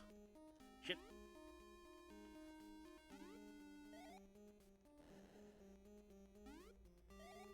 Because in, like, the traditional, you know, Mario games, your thumb is pretty much glued to, like, the B or Y button or whatever. I guess if you're one of the new Super Mario Bros. Wii kids, the One button. I don't know, okay, when you guys played Super Mario Bros. Wii, Flock, thank you. You guys played New Super Mario Bros. Wii, did you guys do the sideways Wii remote, like NES style, or did you guys use the Chuck? Because I used to do sideways Wii remote all the time, but recently I was, like, doing a playthrough of the Wii version of Donkey Kong Country Returns.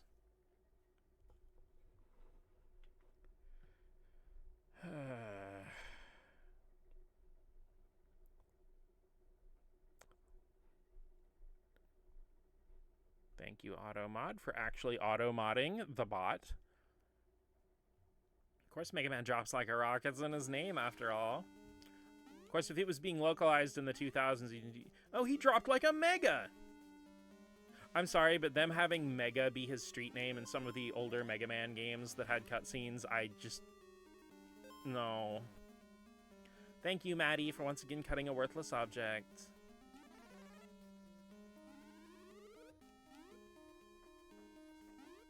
Bonk. Ah! I am once again the tiny small. I am just a tiny little mouse. Do not be mean to me. Ugh. They didn't even try to give that bot a name. Where is... That's just their Wi-Fi password. They typed in that accidentally instead of their bot name.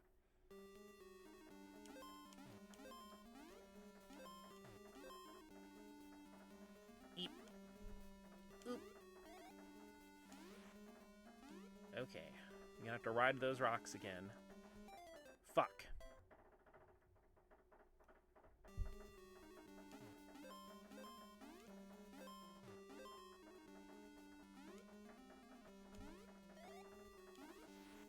Let's not die to death on spikes this time.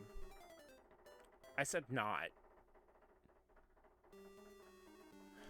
Oh my god. Why did they put spikes there? That wasn't very nice, honestly. Why would they do that to me?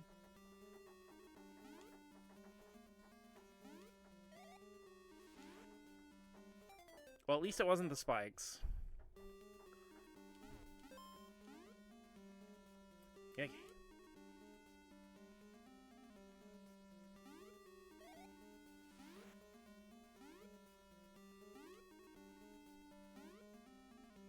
Riding on the rock, on the spikes, on the rock, on the... Is that supposed to be a waterfall or a sand flow? Oh, ambiguous Game Boy graphics. Okay.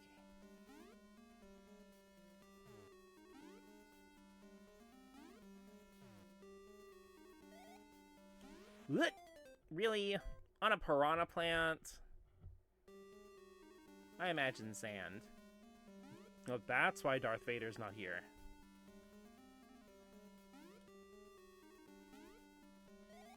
Yeah, if you're a ground-type trainer, instead of your band being Imagine Dragons, it's Imagine Sand. Which is also Sandshrews' Japanese name. It's just sand. Okay. Hopping on the little ice creams, fuck. Not doing a bonus stage for this one, I guess. I imagine sandworms. Trigun reference?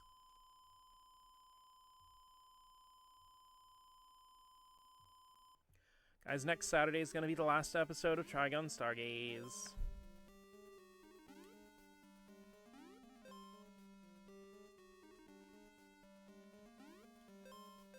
totally despite me having only seen the first episode. And, okay, well, I get Trigun Watch Party. We're all gonna watch original... It's actually not really the original Trigun. 1998 Trigun is its own thing. And Stampede / Stargaze is its own thing. There has yet to be an adaptation of Trigun that actually adapts Trigun.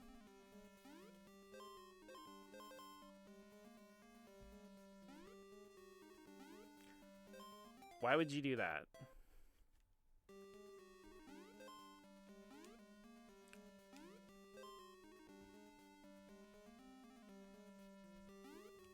I mean, it's weird because, like, Stampede and Stargaze technically adapt more Trigun than the original 1998 series does. But the original 1998 series feels more like Trigun?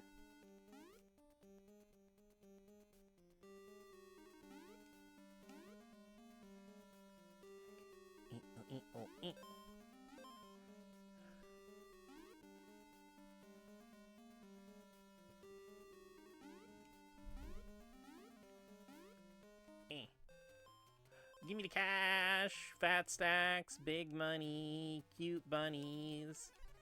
Shroom, dude.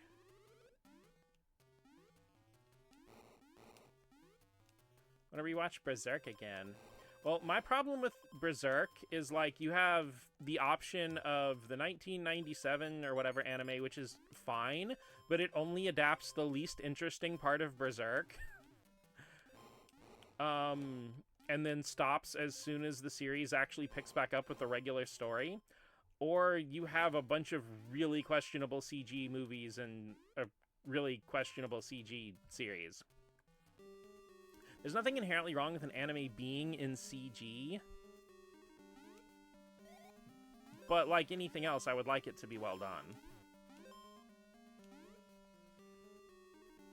I mean, I actually think that the Trigun Stampede Stargaze has some pretty good CG. Though they do that annoying thing a lot of the times where they'll have it at 15 or 20 frames per second to make it look more like it's hand animated. I'm like, don't do that with CG. You don't have to do that with CG. It just makes it look stilted and weird.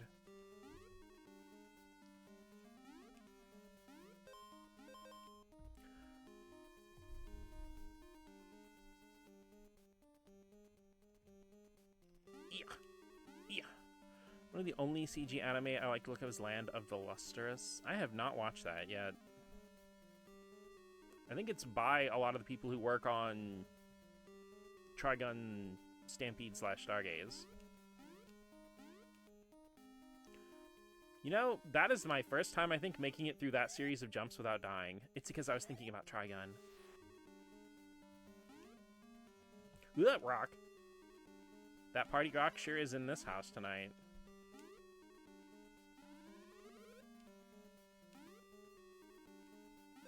Quite possibly in a fashion similar to carpet. God damn it. And this guy's tossing rocks. In my face. I enjoyed the 97 anime. It's simple, but really impacted me. Oh yeah, like, it's good. I'm not saying it's bad or anything. It's just like... You're still hot to me. Ooh. Hello.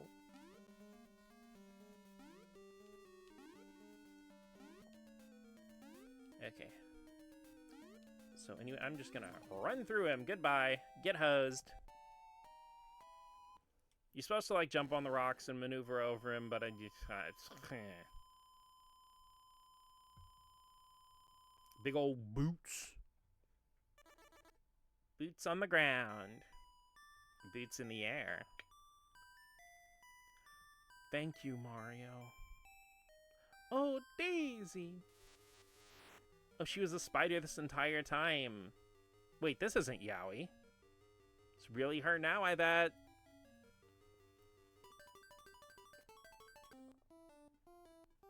Power Flower, let's go.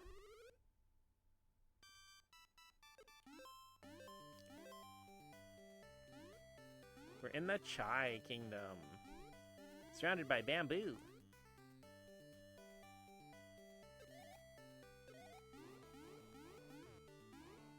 Guts just reflecting about his life and how he fits into the world really hits at the time. I understand. Like I said, Berserk 97 is good. It's probably the best Berserk anime. I just wish there was more of it, and it actually covered, like, the Berserk parts.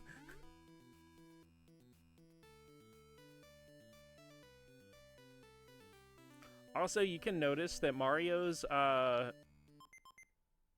the buckle buttons on his overalls are not actually a solid color. They have their transparency as a color. You can tell, watch, when he goes through the bamboo right there behind him, you can see the bamboo, like, red going through the back of his, back of the rivets. Blech. Yep, those are Jiangshi zombies, and they will come back to life like dry bones. I was gonna wonder if they predate Dry Bones, but actually no. In Japan, this game came out after Super Mario Bros. 3, which is always weird to me because it feels so... This game feels like so much older than Super Mario Bros. 3. Probably just because it plays so much more like Mario 1 and Lost Levels and stuff. Sorry, I was just gushing a bit. It's okay, gush all you want. That's what we do here. We nerd out about stuff because we are all just kind of like that. This, like I've said, this is a judgment-free nerding zone.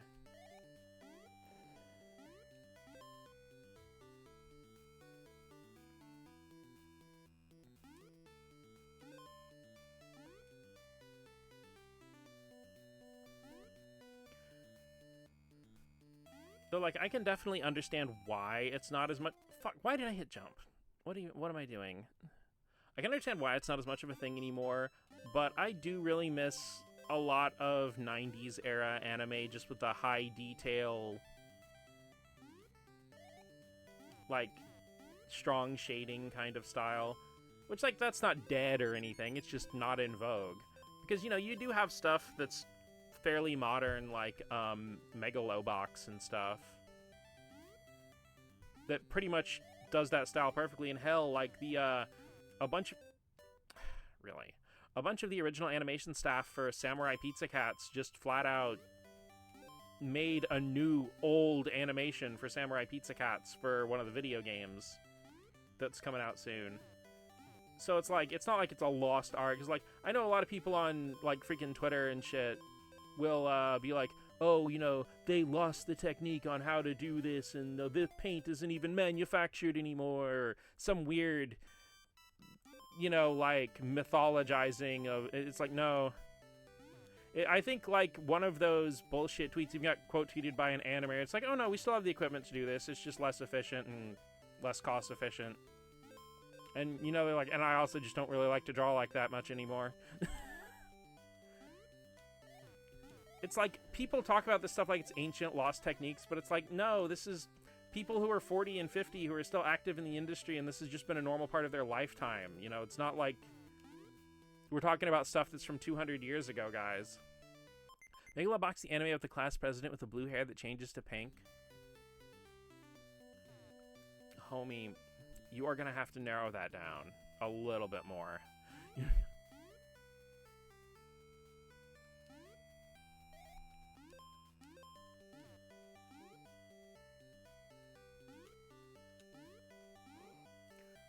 Those color change cups.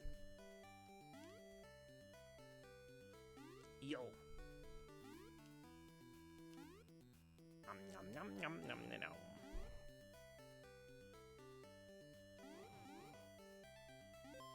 Let me look into that more.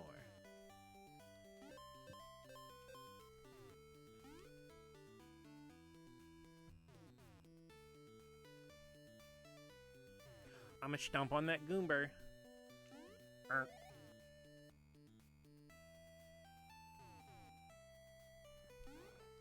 Bullets from every angle. Very scare, much danger.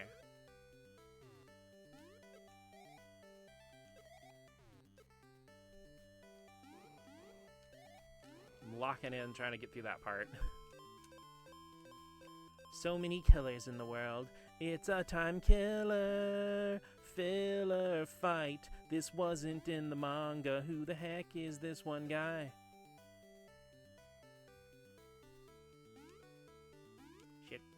fuck? I almost made it.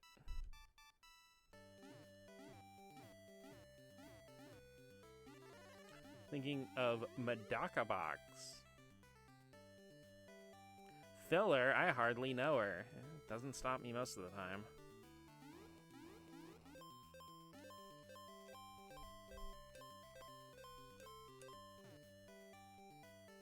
Okay, I have 1 life left. Jeez Louise. I have got to stop falling into pits. Time to pick up a new hobby.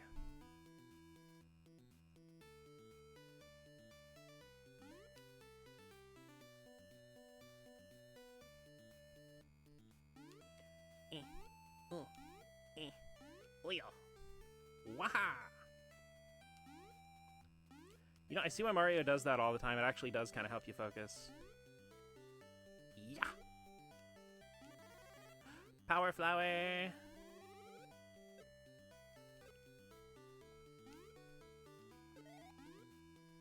Eep. Oop. Yep. Rolling money, rolling money. I cut so much you thought I was a DJ.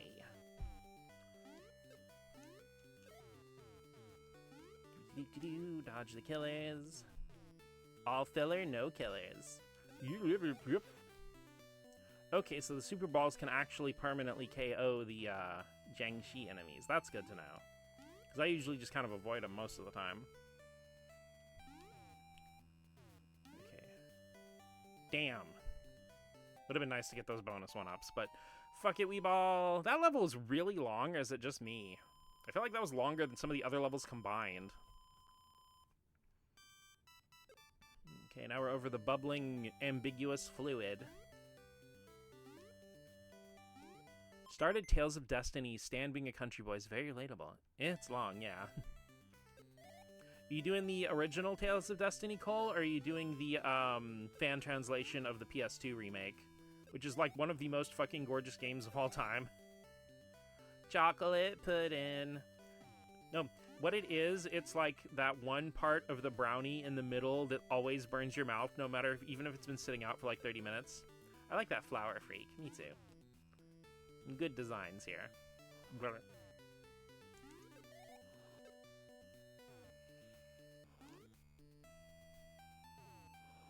see, whenever I talk about people about, how to get through these platformer games and stuff, I'm always like, well, you have to be patient and take each screen one at a time. And do I do that? No, I just want to run it 10,000.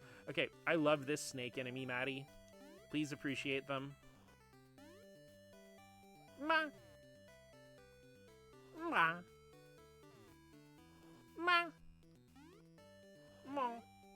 Okay, I apologize for what I'm going to have to do. You just had to take a little nappy poo. Snake Eye! Original, but I do want to do Director's Cut. The main thing that keeps me from jumping into the original, because I actually have only played the original a little bit, I do want to play it at some point, but they basically removed all the skits during localization. And I feel like that takes a lot away from a Tales game, not having skits.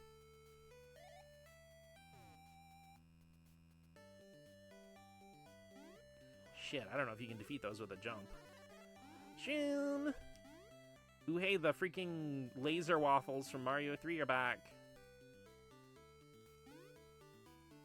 I want some waffles, and I realized I had to throw out my syrup like I said earlier, so I still have some honey. Those are good on waffles, but I really wanted French toast. Okay, guys, what's your favorite, like, breakfast sweet bread thing? Waffle, pancake, French toast, a secret thing I'm not thinking of? Power Star!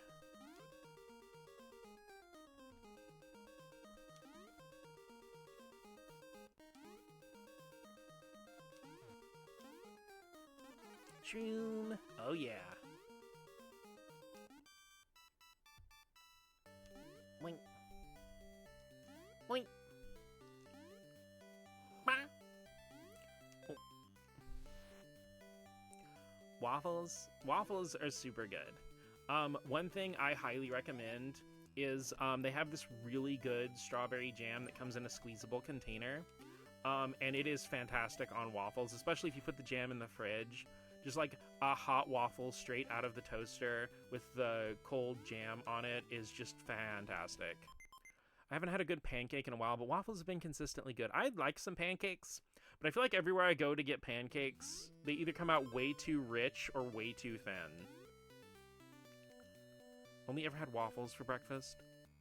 So before, I don't like crunchy food that much. Some waffles are fine. I feel like waffles are just like the right crunch balance. They're not too soft, but they're also not like overly crunchy. Oh shit, I'm at 99 seconds. Ruh-oh. Also, for anybody who doesn't know, the music speeding up when you're on the last lap of Mario Kart is actually a reference to the classic Mario games. When you have less than 99 seconds left, it'll actually speed up the music like you just heard. It does that on pretty much any of the 2D Mario games with a timer.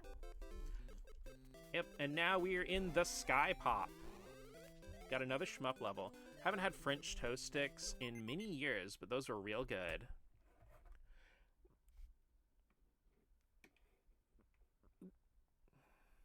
Sorry, Dot's laying down on my desk cleaning herself, but she was bumping against the mouse, so I didn't want her to actually knock it off the table. Need you to try how my mom makes pancakes. She puts vanilla pudding pulver in the batter. Ooh. Double pancakes with syrup, but waffles my go-to because it's like the indents catch the syrup. Yes. That's why it makes it so good with strawberry jam, because you get like the strawberry in every bite.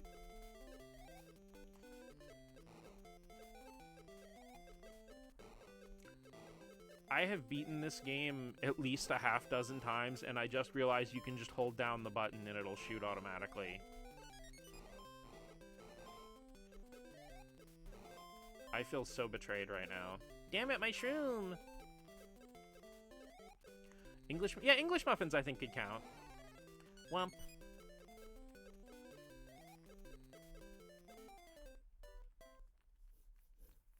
I haven't had muffins in a while. Maybe I should pick some up next time I'm at the bakery at Walmart. Superstar! I'm undervincible! Undervincible! Redestructible! I'm indivisible! You know that one game that like plays kind of like Valkyrie Profile, but it's a 2D platformer also?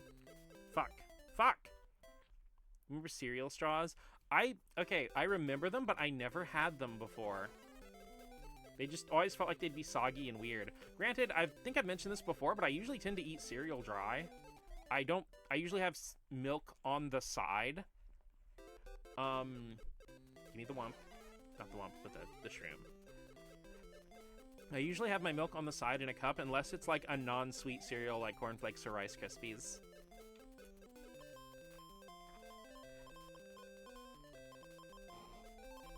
Here comes the money. Look at the little star background, that's super cute. We gotta do a little maze in the auto-scrolling.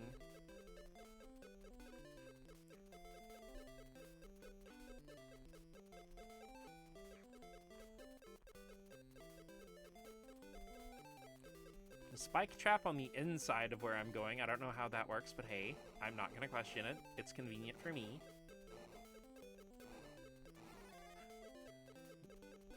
Shit. Punchy hands. And this is the final boss. One singular cloud filled with chickens.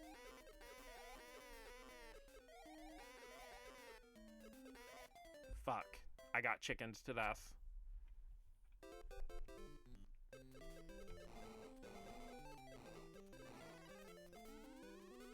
Okay. Gotta shroom this time. Let's not get fisted.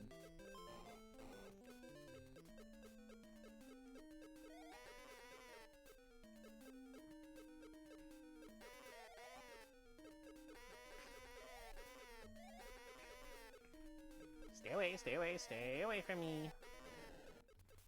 I'm kidding, that was not the final boss. You have to fight Tatanga in his big scary spaceship.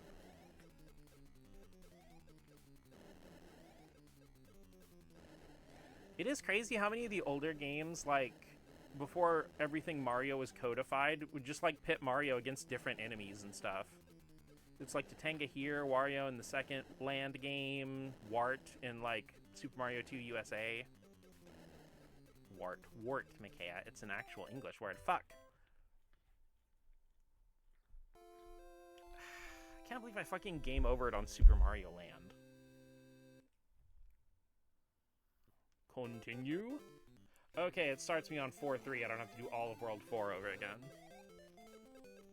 I don't even remember the last time I've game overed in this game. Yeah, it actually has continues on the main screen. I guess fun random fact. This one will be a freebie because, like, it's pretty commonly known at this point, I think. But it seems like Super Mario Bros. 1 doesn't have continues. But if you hold A on the title screen before pressing start after getting a game over, it'll go ahead and just let you continue from level 1 of whichever world you died on. Damn it. Died going for the 1-up.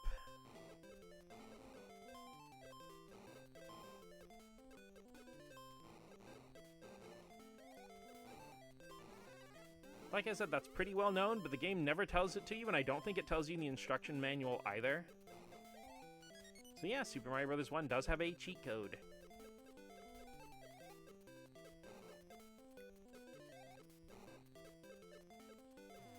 No, the superstar! Ah!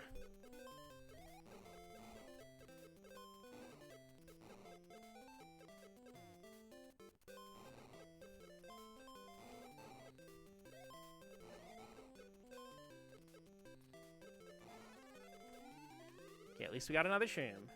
We're living.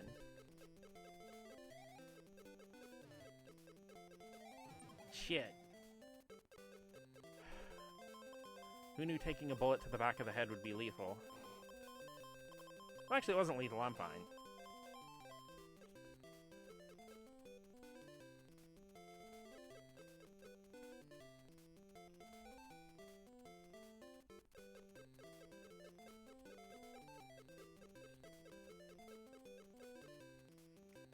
Let's get the edge of the screen and just spit balls really fast. Now, actually, going to the far edge of the screen in an auto-scroller is like... That's some living on the edge behavior. I don't know if I can condone that. Darn it, I got fisted.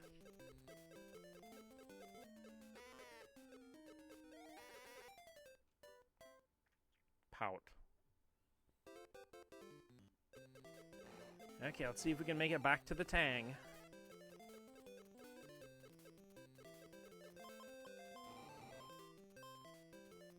Okay. Avoid the fisties.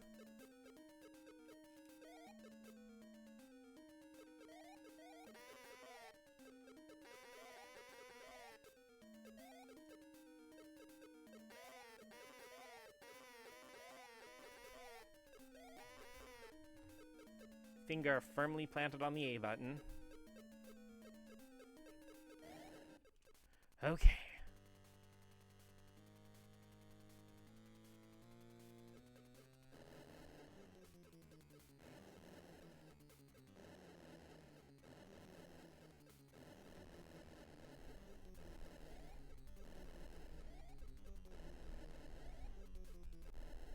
Oh yeah, we did it.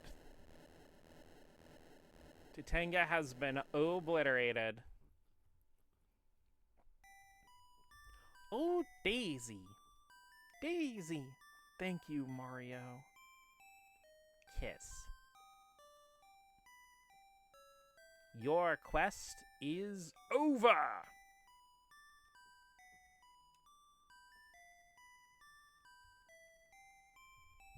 Now we hop in a rocket ship and groove on out. Oops, she was a chicken, actually. Listen, nobody's perfect. I'm willing to accept her for who she is.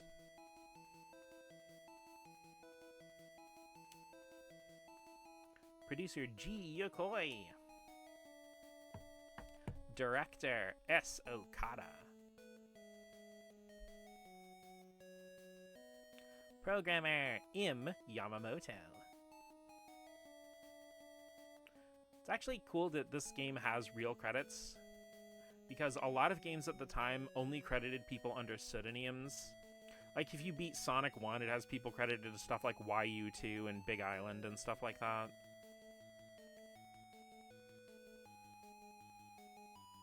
This was actually done a lot, especially in the NES era, because, like, a lot of companies were terrified that other companies would basically come by and steal their key talent if they were actually credited properly.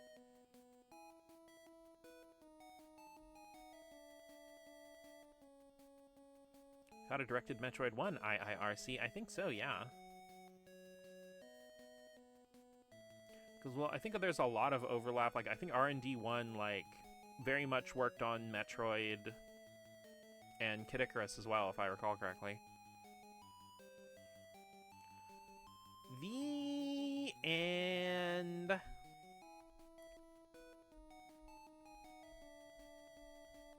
Yep, Super Mario Land is one of my favorite Mario games. I know a lot of people like to talk smack about it because it's short and its physics can be a little slidey, but there's just something about it.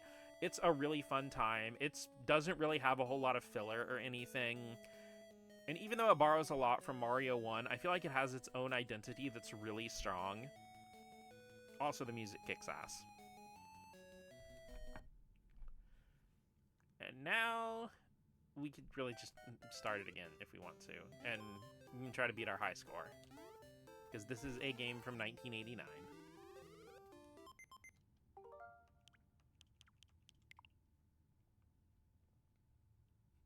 Because I knew I wanted to do playthroughs of Kirby's Dream Land and Super Mario Land. I was thinking of doing one more game, but I'm not sure what.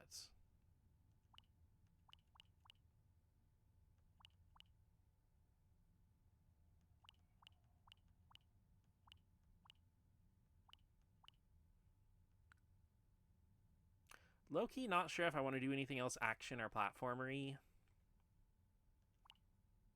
This won't be a full playthrough again, but I can show you guys my, I actually beat Link's Awakening for the first time on NSO. I think 2024.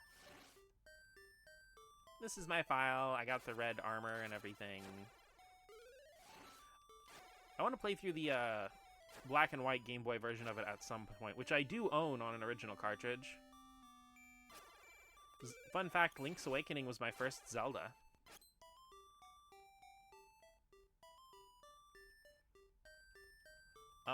Because when Zelda... I've told this story to Maddie, but I don't remember if I told it on stream. But when I was younger, I played other RPGs and stuff. Like, I had already played, like, Mario RPG, Final Fantasy VI, Secret of Mana...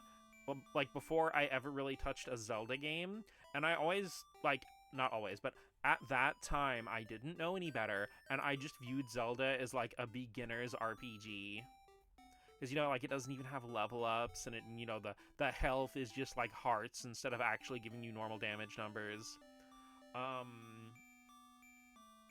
And, you know, I falsely assumed that the Zelda game's plots were all just, oh, rescue a princess. So I'm like, okay, they just have basic stories and basic RPG mechanics, so they're like beginners RPGs, whatever. I don't need to play those. I already played Final Fantasy VI and everything, because, you know, stupid kid logic, basically. But a friend did let me borrow Link's Awakening, and I got really into it. Hi, Diablo Prime, playing Incolution?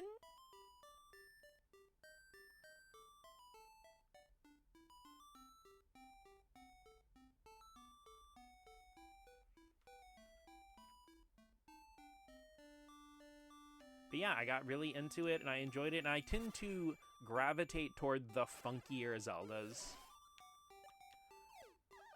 You know, the ones that are less about, like, Ganon and Zelda and the Triforce, and the ones that have Link going on fun and bizarre and unusual adventures. You know, your Link's Awakening, Minish Cap, Majora's Mask, especially Minish Cap. I love Minish Cap so much.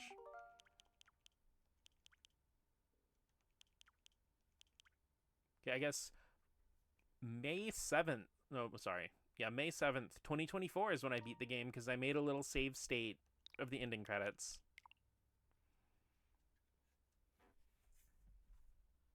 This and Zelda 1 are the only ones that really click with me. Every other one feels too big, usually end up needing a guide. They're a lot smaller than they seem on the surface. One thing that has kept me off of using guides lately, like I'll still go to a guide if I'm actually legitimately stumped. If you want to watch you play Minish Cap on stream, there's a very high likelihood that'll happen. I thought about playing the Zeldas in order, but I'm probably going to end up jumping straight to Minish Cap because I just love Minish Cap so much. But okay, one thing that's kept me out of guides for a lot of older games is realizing that they are not ever going to be as big as like something like a Horizon Zero Dawn or a Breath of the Wild or something. And there's only so many things you can do. And if it's a game like a Zelda where there's only one specific way to really progress, I have decided to take on the game on like its own terms and just goof around like a goober until I find out what to do. Because again, there are a limited number of things. Like if I go 3 or 4 hours without finding out, yeah, I'll go get a guide. But most Zelda games, especially from like Link to the Past onward, are pretty good about pointing you in the direction. And it's one of those things where like it's like your first playthrough of something like Final Fantasy VII, where it'll feel like it's a really huge game, but once you've kind of gotten through it, you realize how actually fast-paced and linear it really was, which is not a bad thing. Most of my favorite games are linear with really good pacing, because solid pacing for an RPG can really help you feel like you accomplish a lot, even if you only play for an hour or two.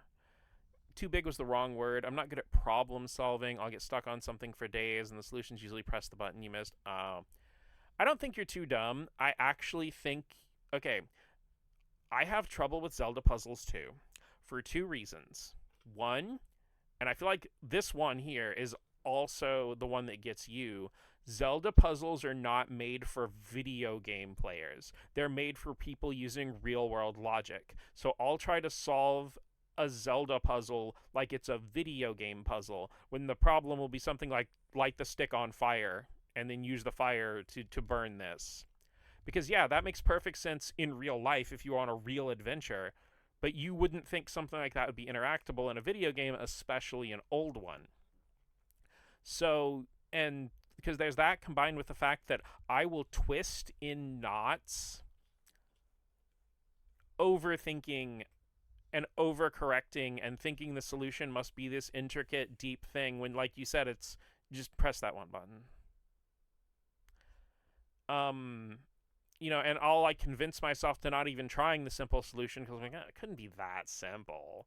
Or, you know, I won't even think of the simple solution as an option.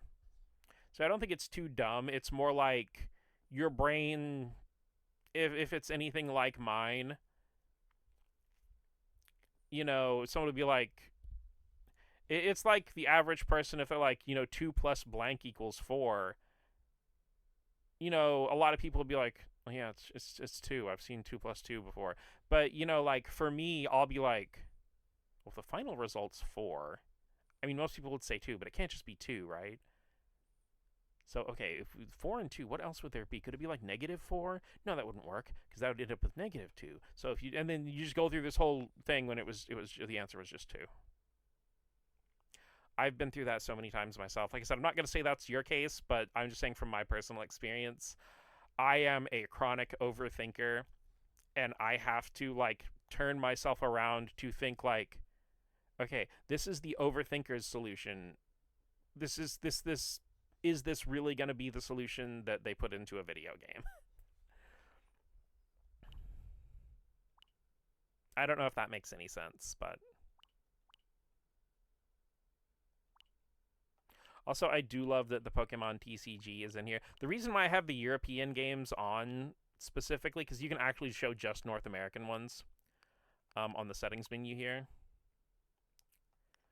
Which, weirdly enough, is not in the NES or Super Nintendo. I think you have to download separate apps for the European versions of those. In this house, if you don't overthink until you want to cry or get a headache, you ain't thinking enough. No, the reason I have the European games on is because that means I can do 3 separate save files for Pokemon TCG Game Boy Color. I love this game so much. Though I want to give that its own dedicated set of streams, because I also want to include a tutorial to show you guys how to, like, play the meta for Gen 1. Which is something I got to play in real time with the actual cards back then.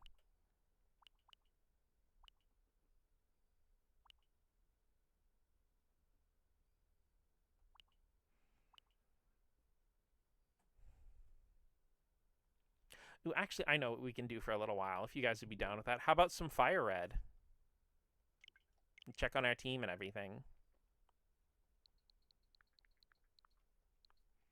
Since we're already on a Switch. And it's a Game Boy game, right? That's close enough.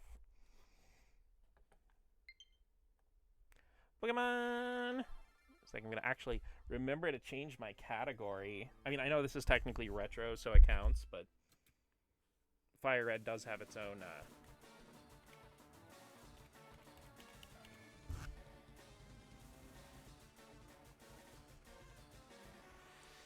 Look at me changing my category like I'm a real streamer or something. Wow.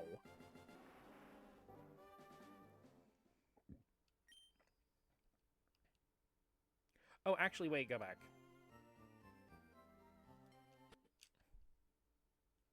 Wow, you should stream sometime. I might.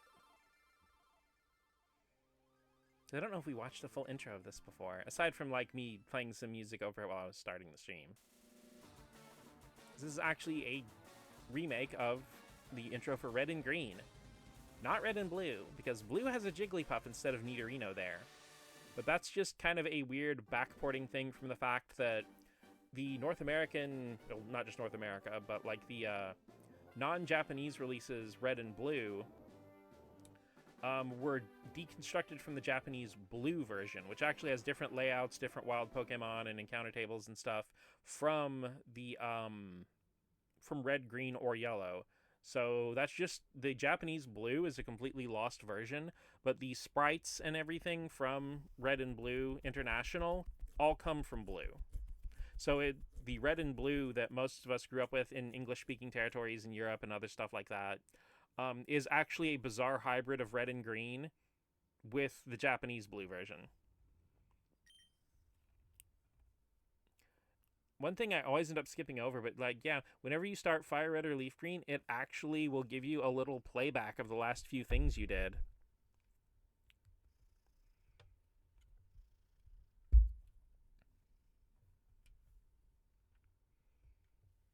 So he goes Rattata with Geodude and one tenaciously. Spent 500 yen on items, including Antidote S in parentheses. I'm a power shopper. Departed Bill's house on Route 25 for the next destination. Dot, please calm down.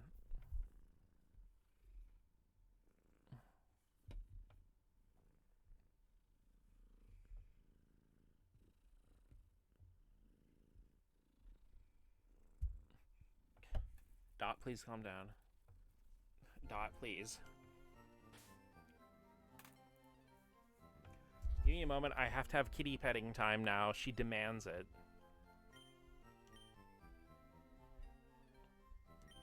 Okay, recap of the team since it's been a little while. We have Coffee the Pidgeotto, Macchiato the Bulbasaur, Seltzer the Pikachu, A&W the Butterfree, Wild Cherry the Mankey. Can't believe I rolled an Adamant Mankey. And Core is the Geodude.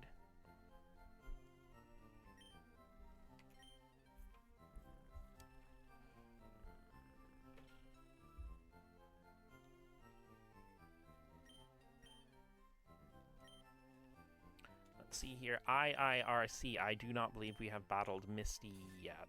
Nope.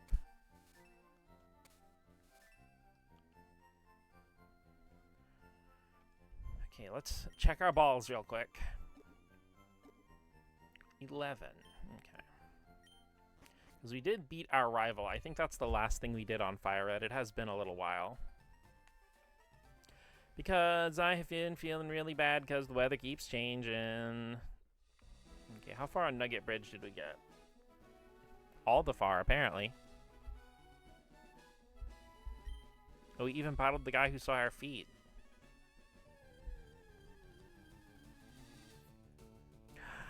Oddish! I love you, Oddish! Oh, I already caught one. I still love Oddish.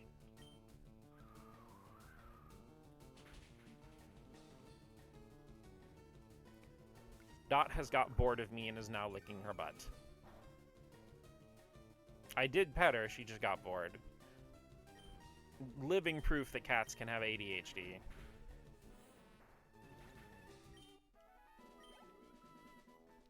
Weather, could you be consistent for like a week so our heads can stop hurting? Cool, thanks. That would be so hot and cool and sexy of you, Weather.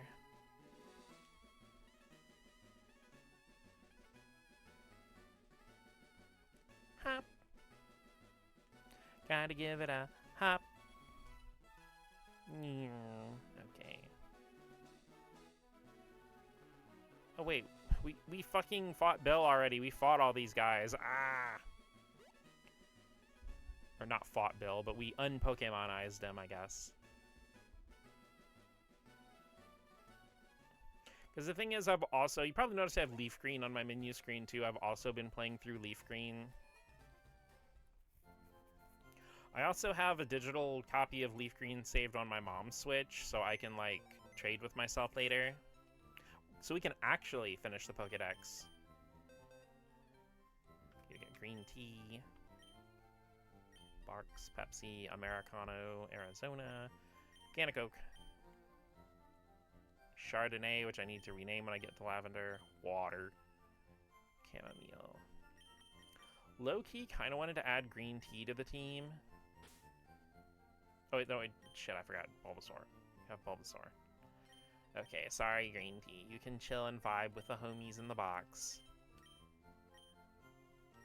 Oh boy, my brain is not doing, wow. It's another grass poison type. I know. What's another grass poison type? I just got like freaking Oddish fixated. Okay, let's get to that gym and fight the moist people. You're a trainer too? Collecting, battling, it's a tough life, isn't it?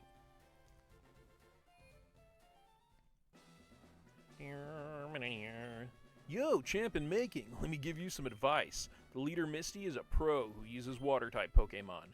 You can drain all their water with grass-type Pokemon.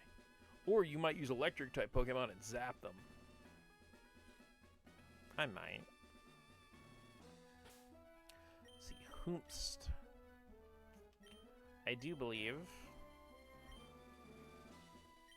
Actually, I'll let Coffee take point for now. Splash! I'm first up, let's do it! I'd like to think he was not splashing toward me, he was just saying the word splash. Lewis.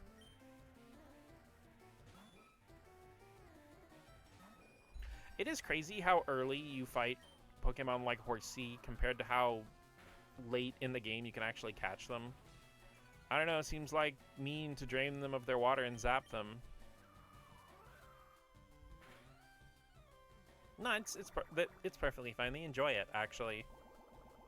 I mean, I enjoy being drained and zapped, so...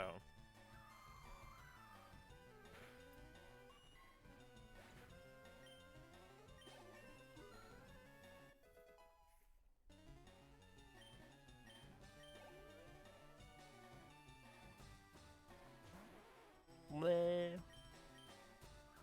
Gotta hit him with that bleh. Not so sure I believe you on the second one. Well, I said it before. I put the cute and electrocute. I'm a little mouse after all. I mean, did you not notice the notification that says in your walls chewing on your electrical cords?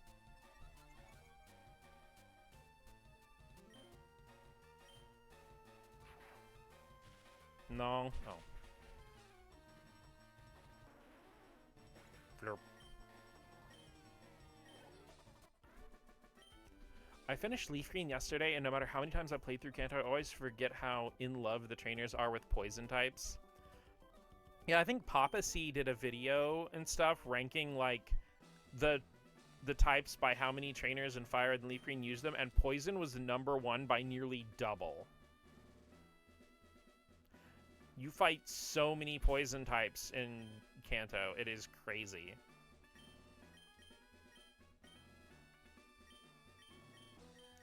Because, like, I feel like that's part of the reason why Psychic feels so overpowered is because, like, over half your fights are against things that are weak to Psychic. What? You? I'm more than good enough for you. Misty won't have to be bothered. You know, this is actually a much more comfortable voice than my streaming voice. I should probably shift into this. My problem is with my streaming voice is I try to raise it up far too high, and I do some of the voice in my mouth, and it makes my mouth hurt after a while. Supersonic. Ah. It's worse in Gen 3 where ground doesn't even work on some of them. Yeah, because coughing, like, you fight so many coughing in Kanto, and like you said, in Gen 3, they're all immune to earthquake and shit.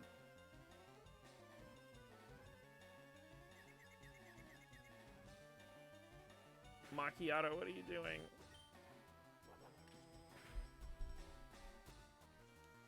Come on, Macchiato, you got this.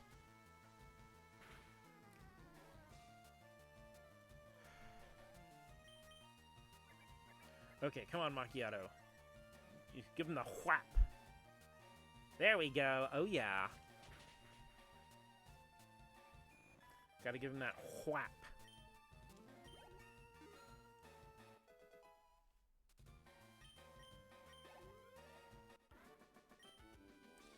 You overwhelmed me. Not quite yet, Macchiato. Probably more not, I'm thinking. There's a Zubat who's flying, Bulba, Oddish, Bellsprout, and Tentacles neutral and can counter with Grass Water. Yeah, it's like there's not really much of an option to use ground. It's crazy because, like, for a long time I associated grass with, like, not doing well against Psychic because so many grass types in Gen 1 were half poison. You have to face other trainers to see how good you really are.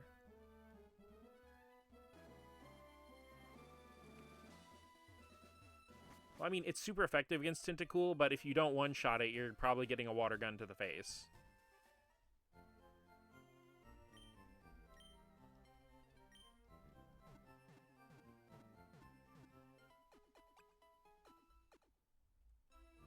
You see, it's funny, I say, oh, this voice feels way easier, and I don't have to use my face muscles as much. And, like, you guys probably can't even hear a difference. It's just one of those things that sounds different in my head. Though I do wonder if, like, that's one of the problems is, like, it's higher up in my head the way I do certain voices. So it sounds really different to me, but it probably doesn't sound that different to you guys. Hearing your own voice is exhausting, dude. Okay, let's go ahead and save.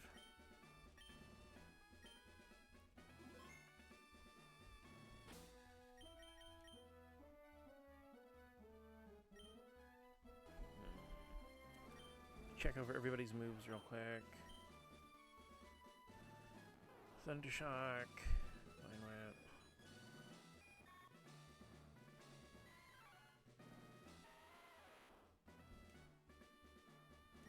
Okay, so Wild Cherry and Chorus don't really have anything they can do much here. Sounds a little more relaxed. Didn't say anything.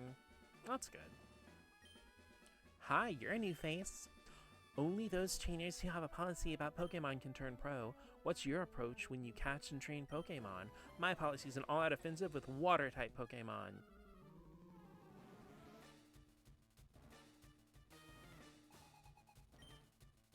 Staryu.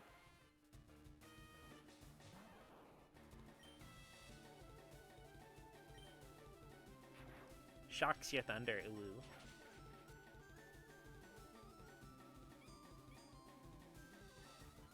You know, it's weird. In Generation 1, Misty is really, like, fixated on using X defense on both of her Pokemon.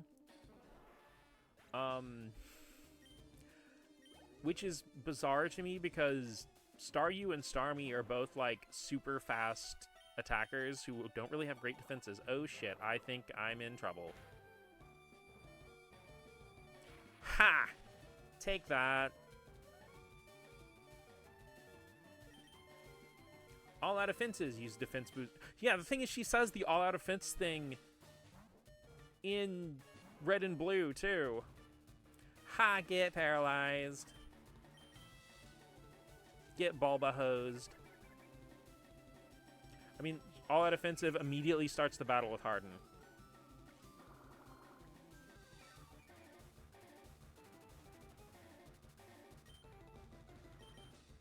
Whip.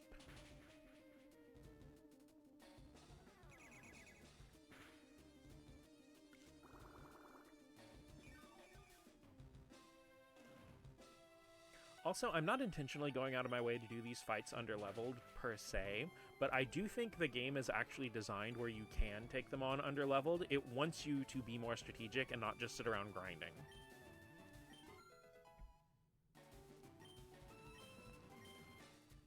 And I feel like that's something like, I don't feel like the enemy trainers' levels are necessarily telling you what level you're supposed to be at.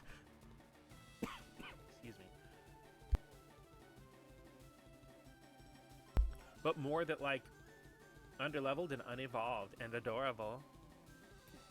And it's not so much that they're trying to tell you what level you're supposed to be at, as much as they're trying to make sure they provide a challenge. The gym leaders are supposed to feel stronger than the regular trainers.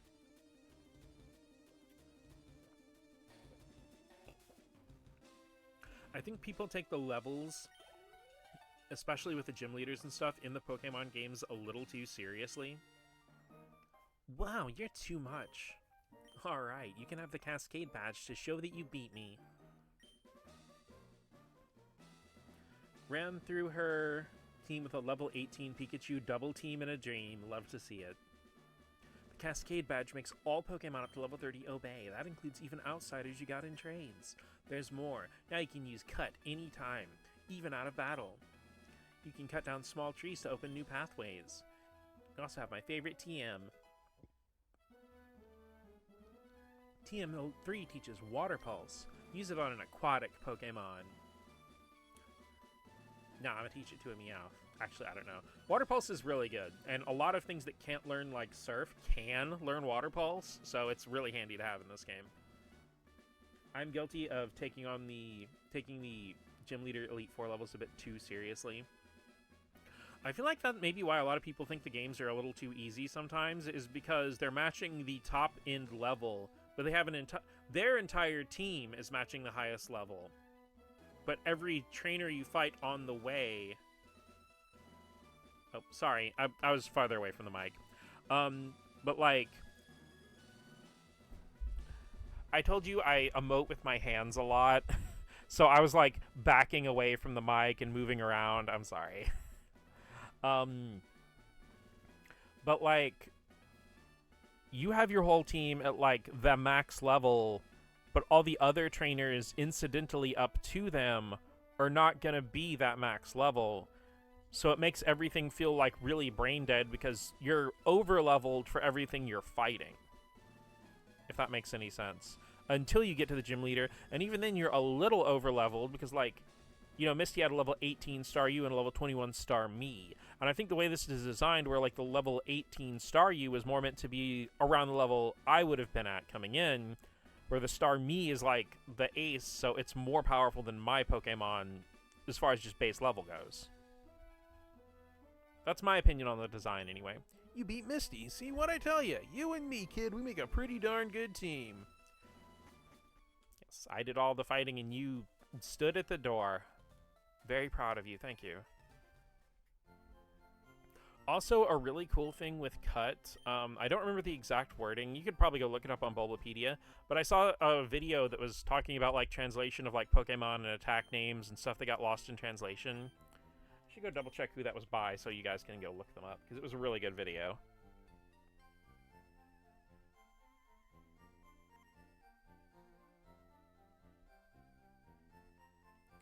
Doobie-doobie-doo, pulling out my phone and looking at YouTube in the middle of a stream. Doo-doo-doo-doo-doo.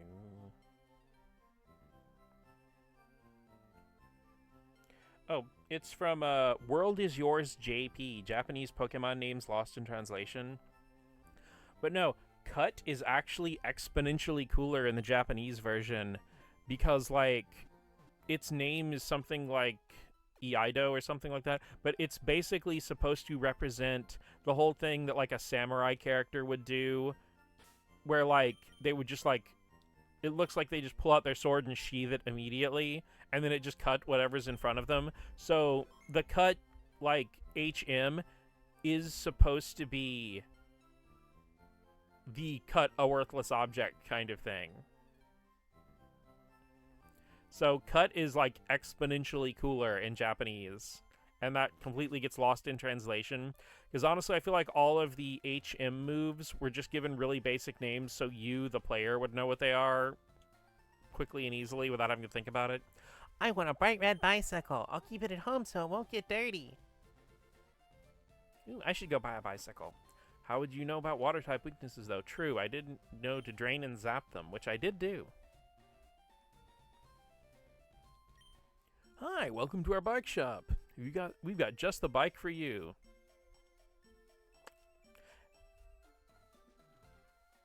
No thanks. Thank you. Come back again sometime.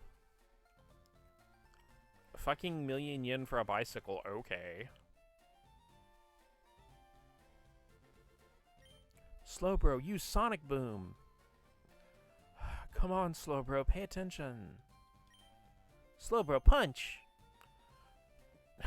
No, you blew it again. Slowbro took a snooze. Slowbro's just a baby. Leave them alone. Weirdly, in yellow, they changed this to an electrode.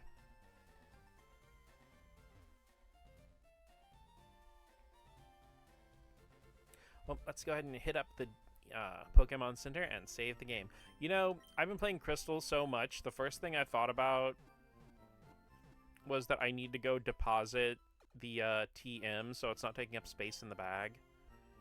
No, that wouldn't even be Crystal. That'd be like red, blue, yellow kind of thing. Oh, that's right. It's because I've been playing the Cramorant version of Yellow on my phone at work. Like Slowbro and Slowking. Me too. They're awesome. I have a huge, huge fondness for Slowking.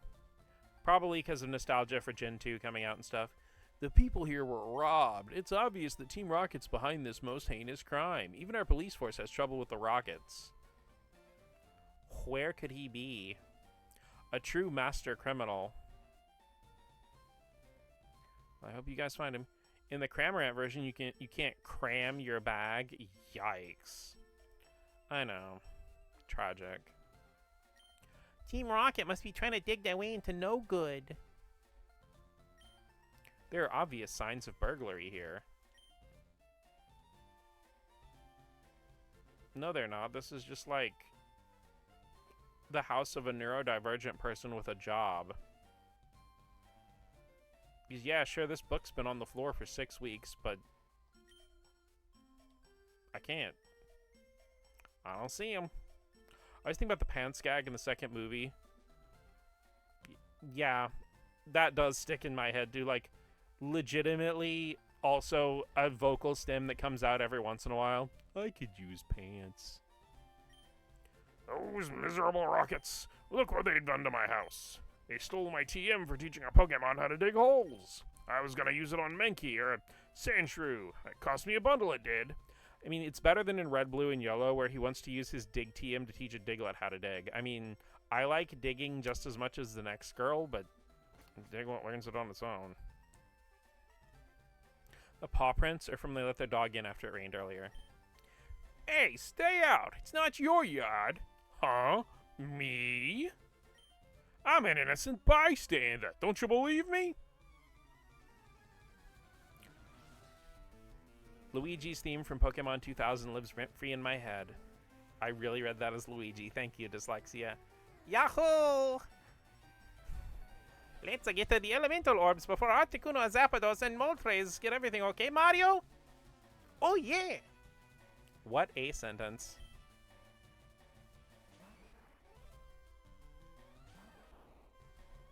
Luigi and Mariho. Luigia and Mariho, same as it ever was. It's all coming together.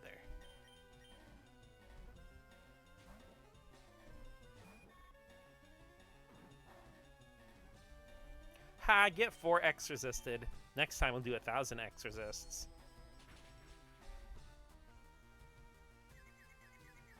Get confusioned.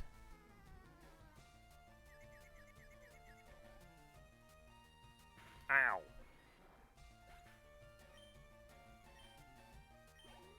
I get that reference. I'm surprised you didn't pick up the I like digging reference. I'm sorry, but Lemonade just lives rent-free in my head forever, Rain. Go to sleep. Fuck. I forgot about the ability Insomnia, and it disabled my sleep powder, so I can't even make you go to sleep even if you can't go to sleep. Goku in the distance. I get it!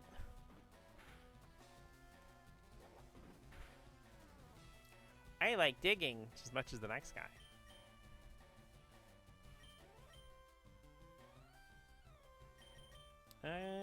Coffee. Shit, I don't have any Pokemon with any Dark-type moves. It's interesting because I don't think you can get a Dark-type in a playthrough of Fire Red and Leaf Green. You can get Dark moves.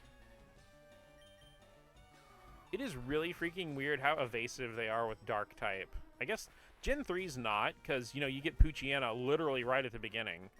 But Gen 2 is super evasive. Oh, it's Gen 1's silly. Well, you can get a Steel-type. Magna might have one in mind. Stop, I give up. I'll leave quietly. Trade a Rattata for Lone Rattata. Why did I think of that? Pretty much coasted with Bite on Squirtle last playthrough. Okay, I'll return that TM I stole. Better get moving, bye.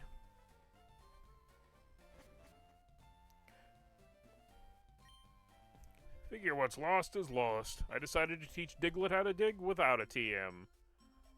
You were still gonna... You said a Mankey or a Sandshrew. I'm leaving. And I'm keeping the TM. It's mine now. Let's go ahead and heal up the cuties.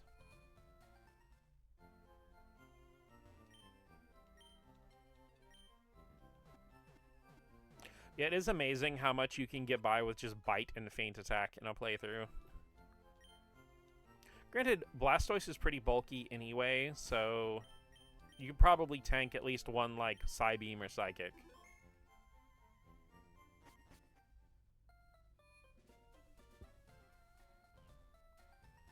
Though, okay, for most moves, I can remember that, you know, they're type-specific in Generation 1 through 3. The fact that I like digging is a reference I missed is bothering me. Especially because it was a reference specifically to you. Hop. Hop. Hop. IIRC, there's a specific cutie I want to pick up in this grass. Beach.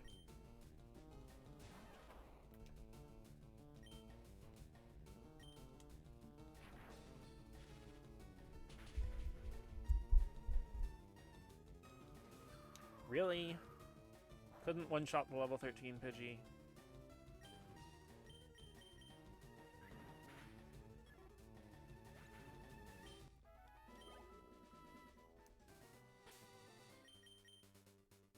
Okay, check that dex. Numerical mode. Seltzer's gone a little flat. Listen, it's just... He's just wearing a really loose shirt, okay? I don't think Sandshrews in Fire Red. Nope.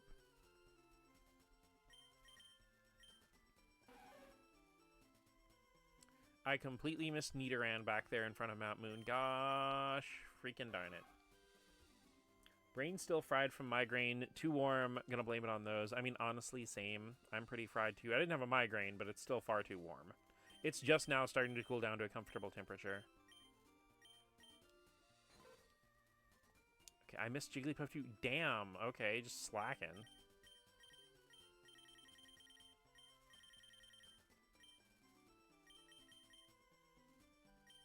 I was wondering when you'd get a Nido, since it was around this time you could get them. Yeah. I thought they were in this grass, too. I realized after. Really, I haven't encountered one yet? Oh. Okay, I'm getting my thing twisted with yellow.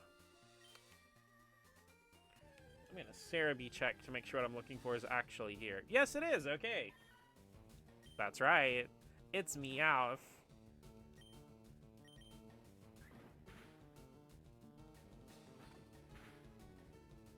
Kitty.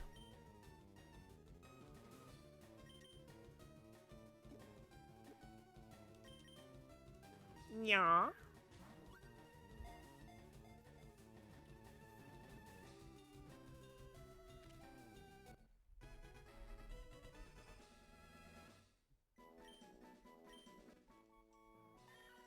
All it does is sleep during the daytime. At night, it patrols its territories with its eyes aglow. Yes. He shall be named Mio.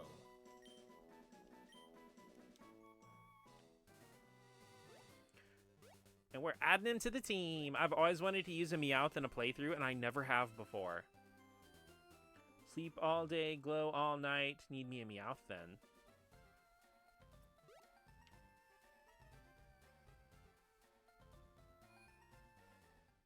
Okay, which memories are in orbit? Oh no, I'm layering it in a different direction. Though granted, I really do want to get that game. I really liked the demo. But I'm kind of waiting for a Switch physical at a good price. But okay. Mio is the little water flavoring stuff.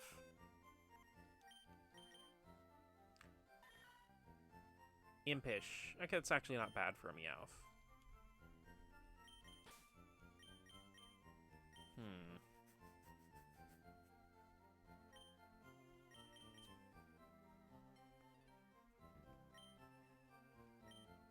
How unorthodox do I want this team comp to be?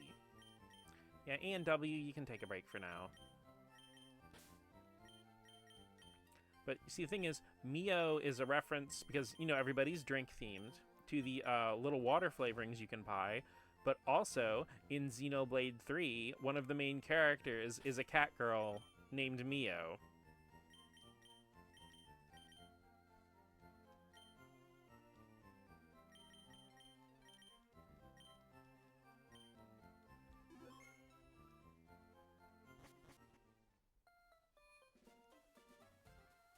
Oh, also, fun story, when I first played the Memories in Orbit demo, because I think it was one of the Steam Next Fests had a preview demo of it on PC. I was really happy with it, and weirdly enough, it's one of the few 2D games that has fully 3D graphics that I don't get confused looking at the backgrounds and accidentally jumping on things I can't land on. Or landing on things I didn't think I could. Not played nearly enough Xenoblade, so I forgot about the character. It's okay. Trust me, like, for the cat, it was just... And I'm already doing the drink puns. I could not resist such a well-layered name.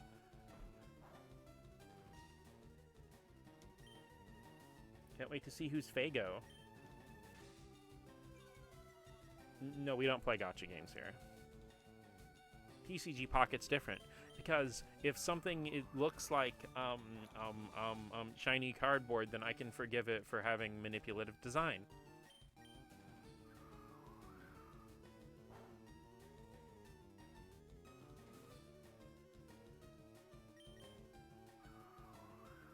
Millennials really be like, gacha games? Why would I want to randomly generated things where I don't even know if I'm going to get anything good for the money I spent? And then they'll turn around and buy out all the Pokemon cards at Walmart. Shiny cardboard. Chew the corner. No, we do not chew on the corners.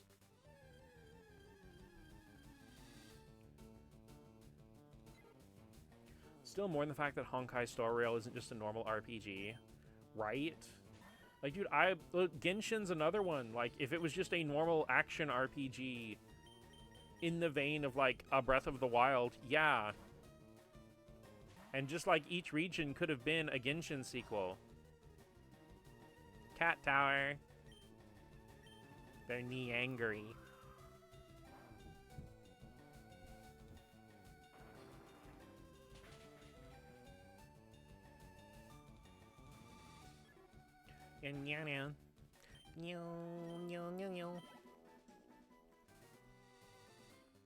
See, Kubi's given you guys so many mouse-themed, or so many cat-themed emotes. I need to make some mouse-themed ones to go along with them.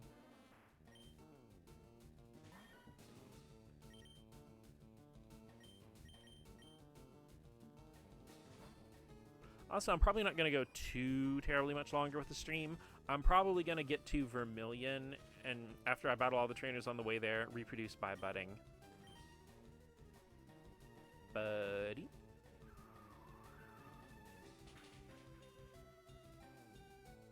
Pokemon TCG struggle. I like actually playing so big hurt when it comes to that.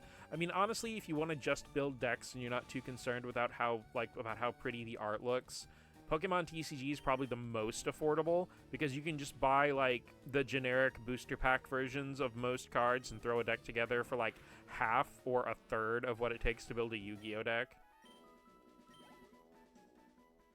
I deal with passport freeze. I'll be throwing money Kubi's way for the emotes. You can have a girl kissing emote with Ali and Marmar too. I don't feel like I've shown everybody enough stuff on my thing for them to even have context of why the slowly falling apart demon void girl is kissing the cat girl. Show them then! I'm not an art streamer. I'm a game streamer. I'm a gamer. Like, I'm also an illustrator, but it's just like... I don't want to turn my job into work. Wait a minute.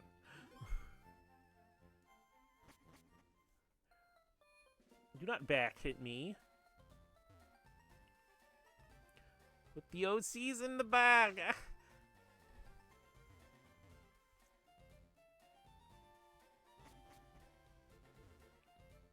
Okay, cute purple woman, just put down the gun.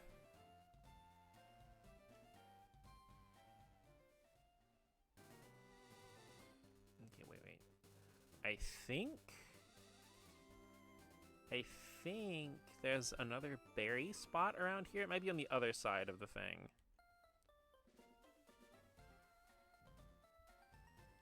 Trainer tips. A Pokemon can be made to hold an item. Some items can be used by the holding Pokemon in battle. Maybe it is on the other side. I'm hanging on to the other side. Yeah, a gun would do far less damage than my claws. I have no use for a gun. You know, that reminds me of why someone asked in an interview before Sonic X Shadow Generations came out why Shadow isn't using a gun in this game, and the response they gave was the most metal one possible. Is because Shadow realized he doesn't need to use guns because he is the weapon. I'm on guard duty. Gee, I'm thirsty though. Oh, wait here, the road's closed. As someone who's also thirsty full-time, that is no excuse. He hated it. I'm a game streamer. Oh, okay, can we learn about your OCs? Many hours of OC talk later. I will do it. That's pretty great. I mean, with the Shadow Generations gameplay, they weren't lying. It goes pretty fucking hard. Hi, do you have a Nidoran? You want to trade it for my Nidoran? No. Because I don't have one. Wait a minute. Okay, wait. Wait a minute. Okay, I'll be right back. You could think of the arting as just drawing with your friends. I mean, I need to do more digital art anyway, so... Is it not here? It has to be here. Where is it?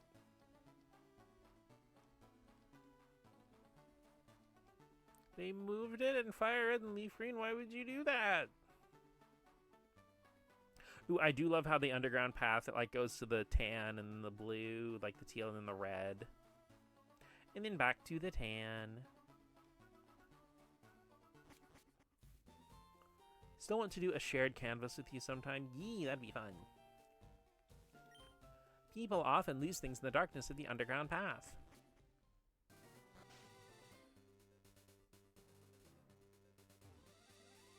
Okay, this is the one I was thinking of. A citrus berry.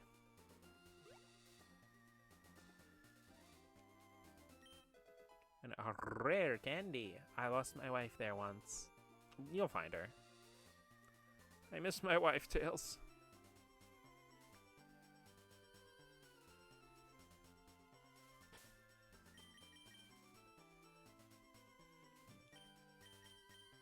Hello, Julia.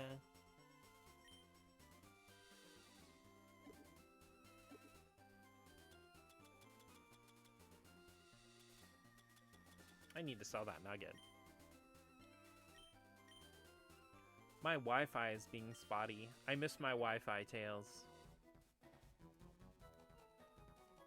There are many bugs out here.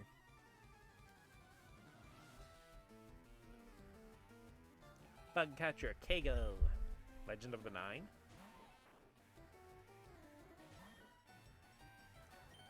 The Weed Needle. Bulbasaur. I do not... Whoever I send in, it's going to Poison Sting, and I will get the 100% poison chance, and I do not feel like dealing with that.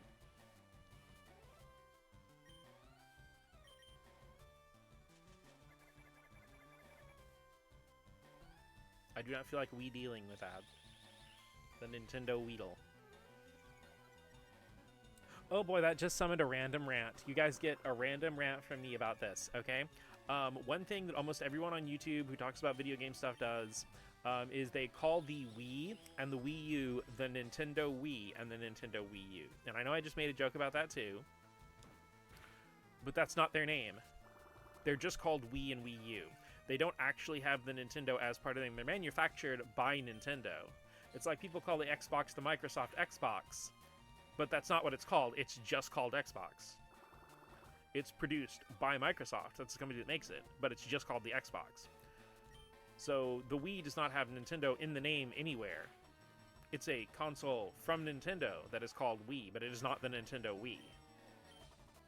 Like, okay, Nintendo DS has Nintendo in the name. You know, Nintendo 64 has Nintendo in the name. Ooh, Razor Leaf. Probably keep Tackle for normal type damage, so 35. Yeah, let's go and put that over Vine Whip.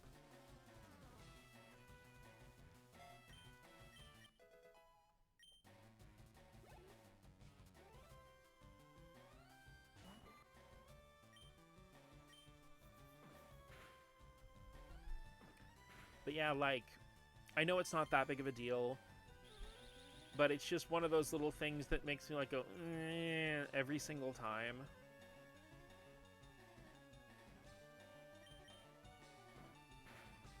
I mean, I do get it, since when said out loud, Wii can be confusing, especially when it was newer. Yeah.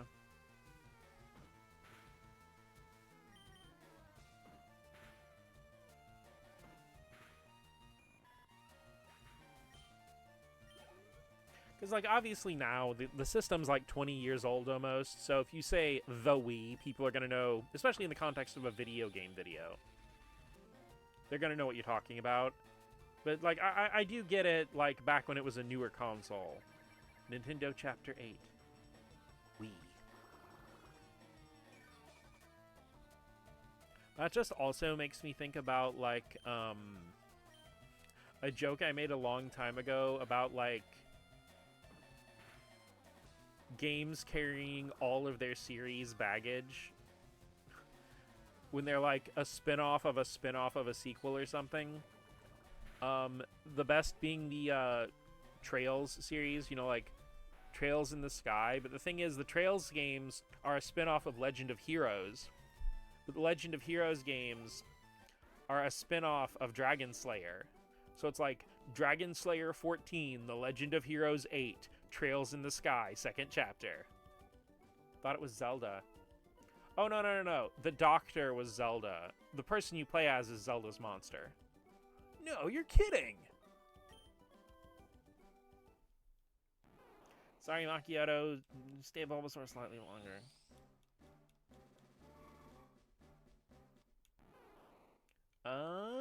Yeah.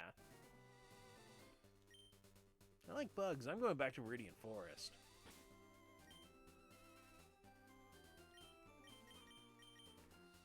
Pressenberry, because you see Mio game titles turning into modern anime manga titles. I mean, there are some that are already like that. My personal favorites are the Nintendo DS RPG Super Robot Taisen OG Saga Endless Frontier. I'm also a big fan of the third re-release of the fourth Star Ocean game, Star Ocean The Last Hope International 4K plus Full HD Remaster. Because they couldn't have just called it, you know, Star Ocean The Last Hope Remastered or anything like that. Rolls were right off the tongue. Trails in the Sky of the Abyss.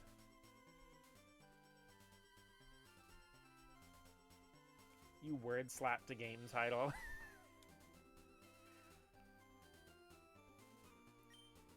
Well, see, the thing is, Super Robot Taisen, also known as Super Robot Wars, is its own series. But the thing is, with Super Robot Wars, it was a crossover of robot anime. So it'd be like Gundam, like Mazinger, just like a bunch of robot anime characters coming together as a tactical RPG. And there was a spin-off from that called OG Saga, because each of the Super Robot Wars games had an original character that was like the central main character that all of the characters from the different anime would come together around. So the OG Saga games were crossovers of the original characters. OG Saga standing for Original Generation, were the crossover of the original characters that don't belong to any other property that were made up specifically for Super Robot Wars. So Endless Frontier is a turn-based top-down RPG spin-off of the tactical RPG Super Robot Wars Original Generation. So technically the game's just called Endless Frontier, and the rest of that's all preamble.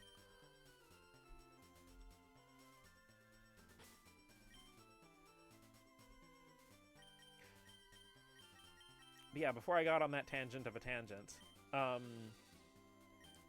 see, Meowth, our precious Meowth baby boy, has the ability Pickup. So at the end of every battle, whether he participated or not, he does have a chance of picking up an item. Big ass crossover, Endless Frontier. You see, the craziest thing about Endless Frontier is it crosses over from other non-OG Saga stuff, because it also has Cosmos from Xenosaga, and then it has Rei and Xiaomu, who are the main characters from another unrelated crossover title, Namco Cross Capcom.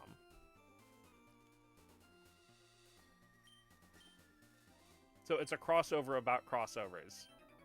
Who's there? Quit listening in on us. And somehow, against all odds, Endless Frontier actually has an English localization. Ricky Squirtle.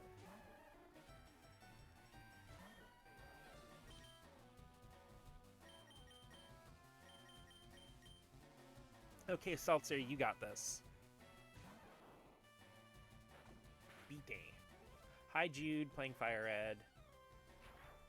I hope she gets that shiny Charmander. She is 1 minute into the game on her in-game save file, and she has played for over 200 hours soft resetting trying to get a shiny Charmander to start the game. I love Rei and Xiaomu, me too. Xiaomu's such a mood because she's just like... She's just such an eternal mood, like in so many levels. I just can't win.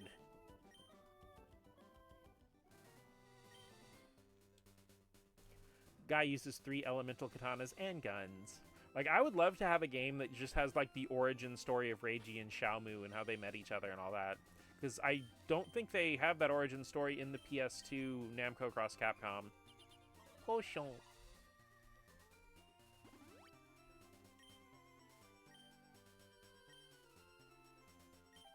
Excuse me, this is a private conversation.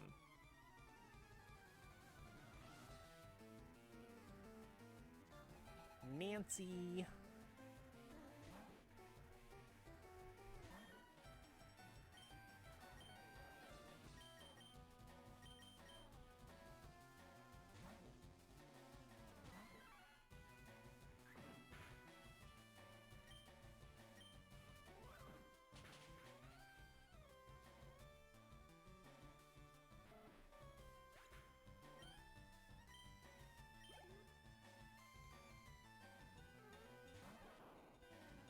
Time to get that 100% static chance. Wow, I cannot believe I honestly can't believe I dodged the static. Ugh, I hate losing. Love them both in Project Cross Zones. Yes, Project Cross Zone games are so good. I wish that the Project Cross Zone games could get some kind of modern re-release. But I understand if they never do, because I definitely realize it would be a licensing nightmare on a lot of levels.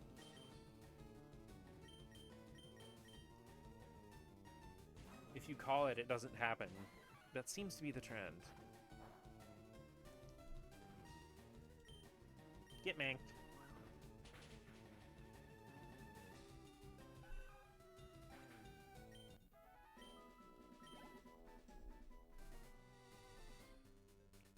I'll come back for that guy in a minute. Huh? You want to talk to me? Not really. I was trying to walk by you. Is Yef.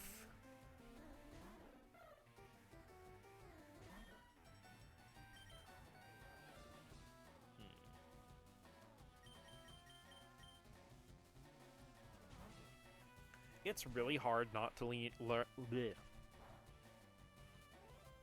English.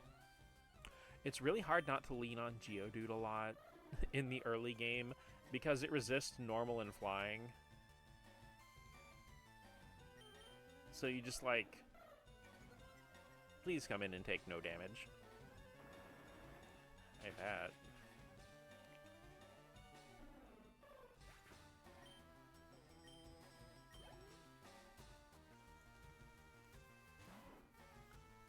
Rat.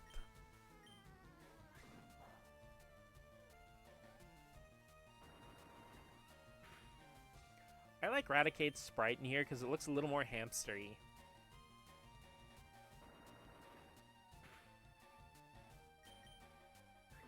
A little bit of gerbil damage? No. No. Do not ouch me. Also, Hyper Fang from Eradicate would have torn through, like, literally any of my other team members. Ooh, I remember something that I had saved on my phone, because I wanted to talk about it. Needs to stick to chew on for those teeth, for sure. Also, really fun nature fact. If you leave hamster wheels out in, like, the woods or something, mice and rats, like wild mice and rats, will just run on them for a little while. I actually saved a little screenshot that has the different powers of Magnitude. So Magnitude 4 has a base power of 10. Magnitude 5, which I just got, has a base power of 30, which is why I didn't KO. Magnitude 6 has a base power of 50. Magnitude 7 has a base power of 70. Magnitude 8 has a base power of 90. 9 has a base power of 110, so that's more powerful than Earthquake. And base 10 has a power of 150, so that's as strong as like a Hyper Beam. The most common is to get Magnitude 7, which is a 30% chance. But you also have a 20% chance of getting 6 or 8. And then it's a 10% chance for 5 or 9. And the low end and the high end, the 4 and 10, are both 5% chance. That's how it works in like generations 2, 3, and 4. Pretty sure it gets changed from 5 to 7. That stinks. I couldn't beat your challenge. Compelled by the wheel. I should bring more Pokemon with me. I would feel safer that way.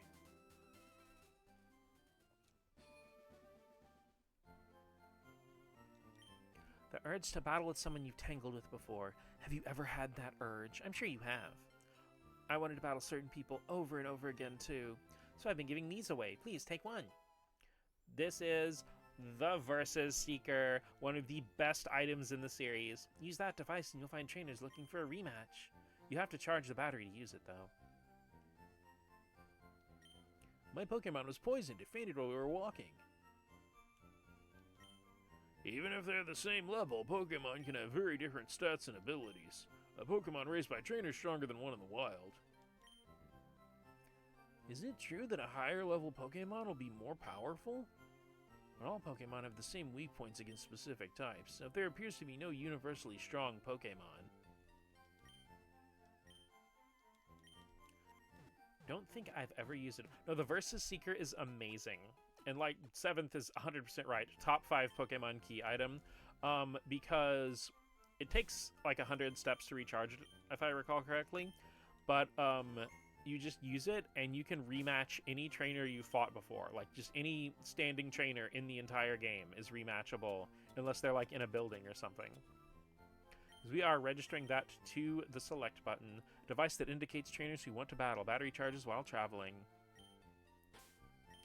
But the thing is, remember I've mentioned before numerous times that in Red, Blue, and Yellow there's a finite amount of money before you beat the Elite Four because you can't rematch trainers? This completely solves that problem.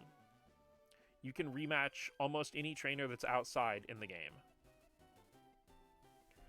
You ever get the urge to simultaneously do everything and nothing, and it's so overwhelming you end up doing nothing and everything goes undone?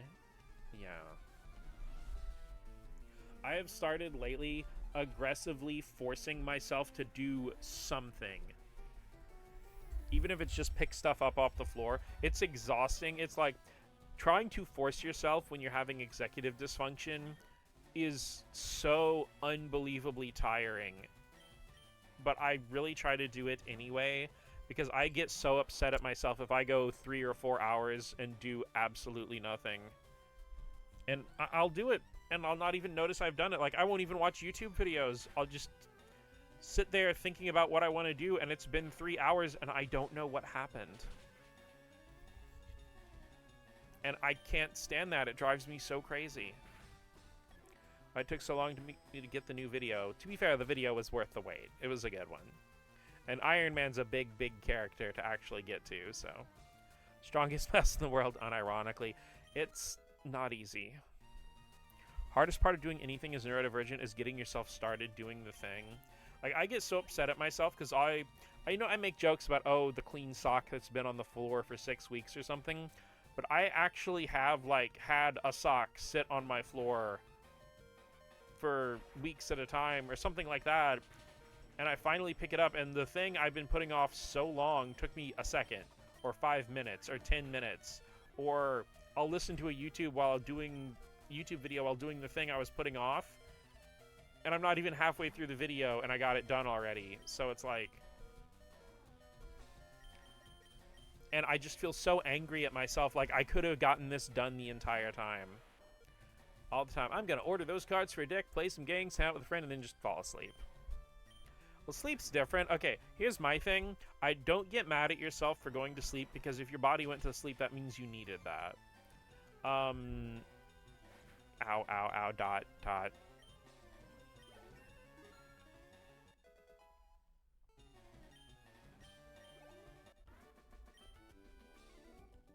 Things just didn't work.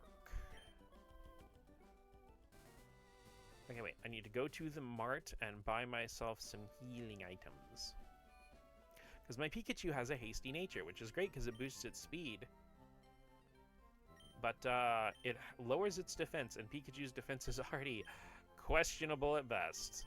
Let's go ahead and get 5 soup potions for now. How many antidopes do I have? Nope. 6. How many Persil heals? 0. Let's buy 5. Wackening. Let's just have 2 to make sure we got them. I don't think freeze is going to be much of an issue. But I am going to buy a couple repels. In my old playthroughs, I wouldn't use them, but I feel like I underrate how valuable it is to have them when your Pokemon are low on health. I can get myself to take dishes out of the room, but with various objects, it's like I have to wait for 1 day in the year when I have the energy. Another issue, and a lot of people with ADHD and other neurodivergent stuff suffer from this, is I'm not sure what it's officially called. I call it pre-rendered background syndrome, where when things have been set in a certain way for more than a little bit of time, your brain just interprets that that is how everything looks now. And it can be so difficult to pick up that sock because that sock's no longer a sock that fell onto the floor to you. It's part of the floor. That's just what the floor looks like. It's part of your natural environment now, and you don't do anything with it. Okay, this is going to be really dumb, but is ADHD a part of neurodivergent? Yeah. Neurodivergent is just a blanket term that covers basically if your brain doesn't function like what scientists describe as the neuronormative brain, then that could be anything: ADHD, autism. It's a lot of other various things that fall under the umbrella. Though autism in general is such a broad spectrum, it's kind of hard to narrow it down because different people can have different symptoms, and sometimes symptoms of autism can also overlap with ADHD. Autism can be comorbid with ADHD, and other things like depression, exhaustion, and other things can have people start having things that seem like they're autism, even if they're not actually autistic. And also sometimes people are just quirky or weird, and it's not autism.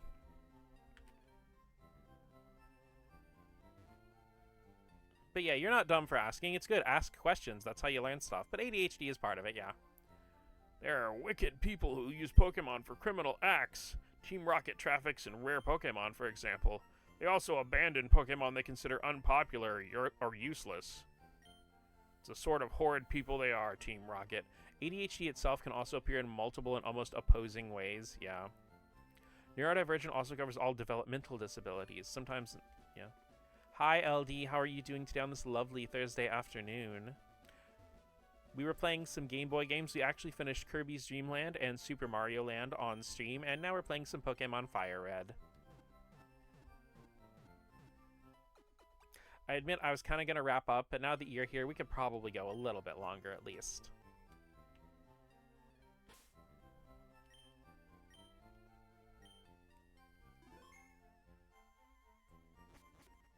But how are you doing today, LD? It's never stupid to ask a question in earnest, by the way. 100%. Having a pretty bad day, but it's okay. Well, I will try my best to make your day better. I've never seen you around. You good? I will squeak, and Dot will sit here on my desk, half asleep. We'll battle Bugcatcher Elijah, and it'll make your day better. Because I will let you know that my day always gets better when you're here, LD. Explodes onto the scene! Hey, Big Kyle. Dang, everybody's showing up right when I'm talking about ending stream. I guess I'm going longer. How are you today, Big Kyle? Thought Neurodivergent was just for stuff that didn't have an official name. No, it's not silly. You're not silly at all, Cole. The thing is, like, stuff like neurodivergent stuff, it weirdly enough falls into the same thing with sexual health. Like, it's a very necessary thing to talk about and know, but nobody wants to talk about it. This Butterfree's kicking my ass. I am exhausted. Why are you so exhausted? Did you run a marathon? Did you think about two things simultaneously? Because that wears me out. You're trapped here forever, funny mouse girl. Well, I'm trapped with the coolest and cutest people. Okay, apparently Core is not doing this. Time to get you out of there.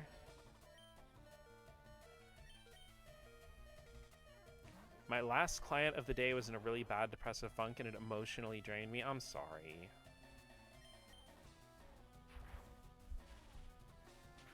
Sending all kinds of little squeaky mouse hugs your way to help you feel better.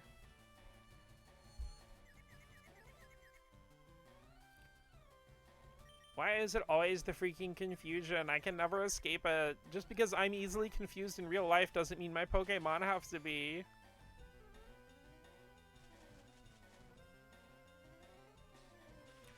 I only get easily confused in real life because if left unattended for more than, like, 2 minutes, I will start thinking about, like, Game Boy Advance or PS1 games or some shit and completely forget what I'm supposed to be doing.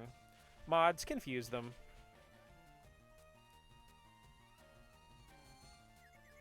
Bro.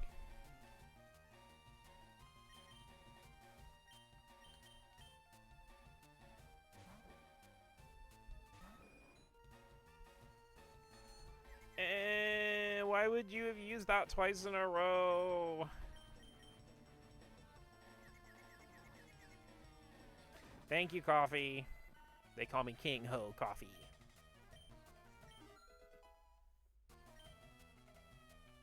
Know about confusing, but... You knew you were switching, duh. Butterfree, aka status.pokemon. I mean, I love Butterfree, but... No, I do not want to learn Slam. We do not want an 80 power, freaking 70 accuracy move. You're too good.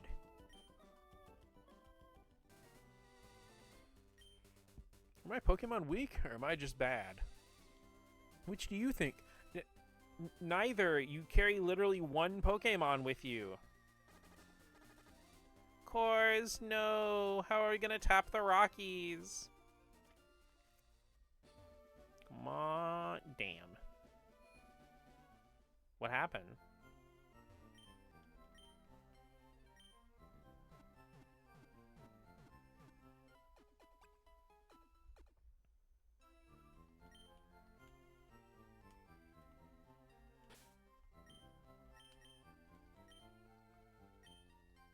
Name them Cores because they're beer color. Oh, all of my Pokemon in this playthrough are named after drinks.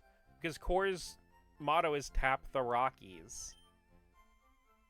Must cut up to where I am in Kanto. That's why we don't talk about Bruno. The sign I should stream more. Yes, you should stream more. Can't even recognize references to your own streams. So you have our starter Macchiato the Bulbasaur. Cores. Our Geodude, Seltzer the Pikachu, because Seltzer tastes all sparkly when you drink it. Of course, was golden. No, he's Geodude colored. Be nice. Coffee the Pidgeotto. Got Wild Cherry the Mankey. And Mio the Meowth.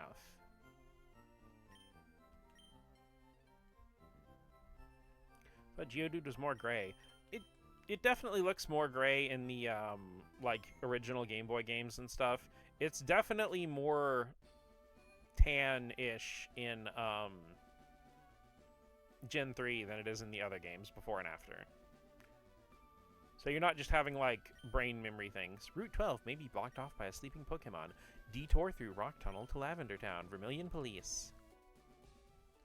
Diglett's Cave. Dare we? Even Geodude got the Millennial Gray treatment, damn.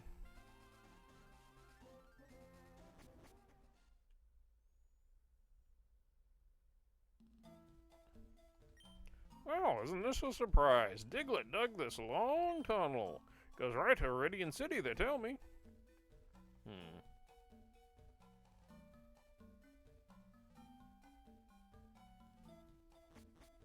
I love this part of the game because there's so much you can just run around and do.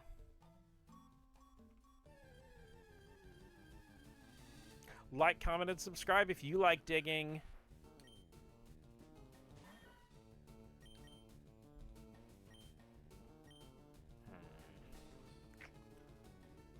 Shit, I can't put it to sleep because I don't have freaking A and W. Arena Trap, oh no! Shit, fuck, balls, shit, darn. The crossover of all time, Lemonade makes their return. Lemonade's beating my ass.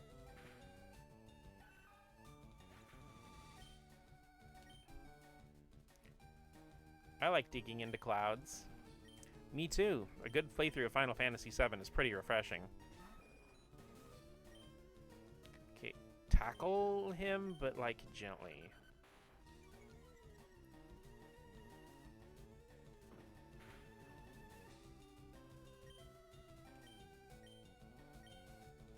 To be fair, Rain playing through 3 Kanto games simultaneously, that is true. I'm not like stopping and then doing Leaf Green and then stopping again and doing Let's Go Pikachu unless...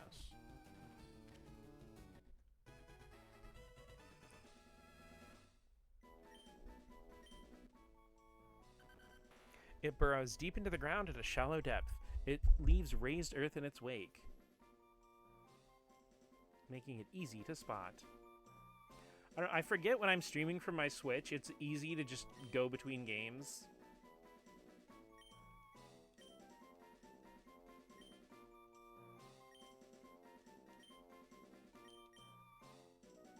Play through every iteration of Kanto.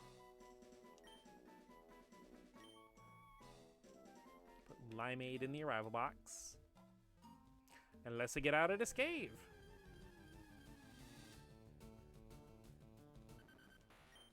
Also, it's really funny. The level scaling's not quite as extreme in Fire Red and Leaf Green, but I fucking keep forgetting about Arena Trap. Oh my gosh, this cave is exponentially deadlier in here than it is in Gen 1. Because Digletts are fast and they can hit hard.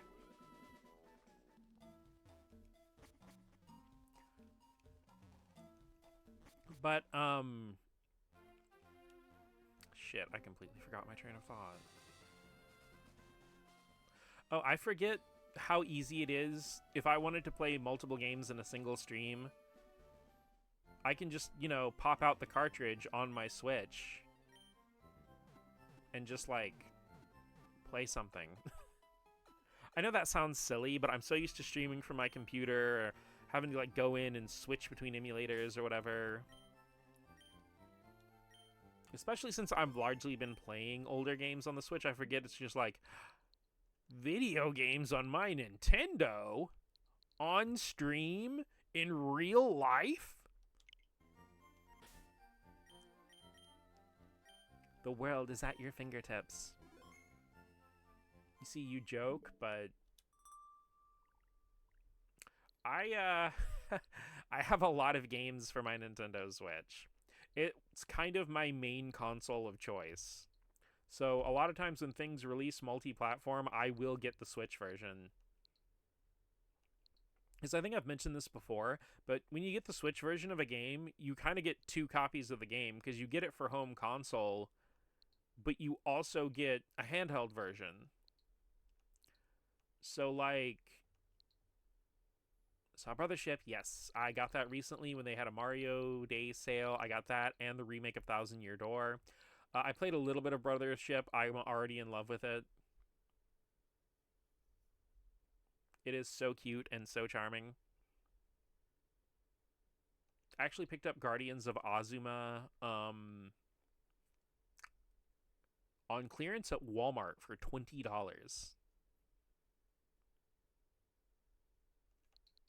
Yeah, there's Thousand Year Door. Because I've actually beaten the GameCube version, but I'm pretty excited to play through it on Switch sometime. Because the original Paper Mario's on the N64 app for the Nintendo Classics, so we could do that one, and then we could do Thousand Year Door. And I have a physical copy of Super Paper for Wii, and since I could just hook up my Wii U to my capture device, we could play through the first 3 Paper Marios sometime.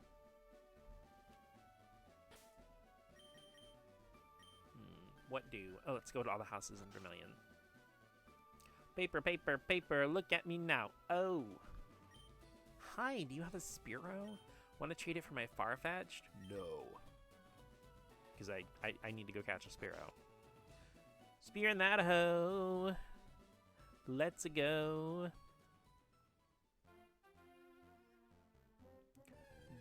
Dukes come home. I have terrible news for you in a moment.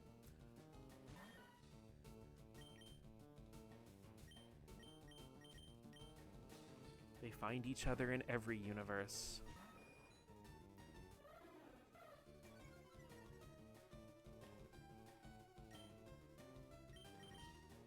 Quick!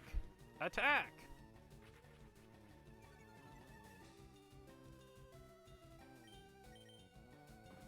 A brand new tackle.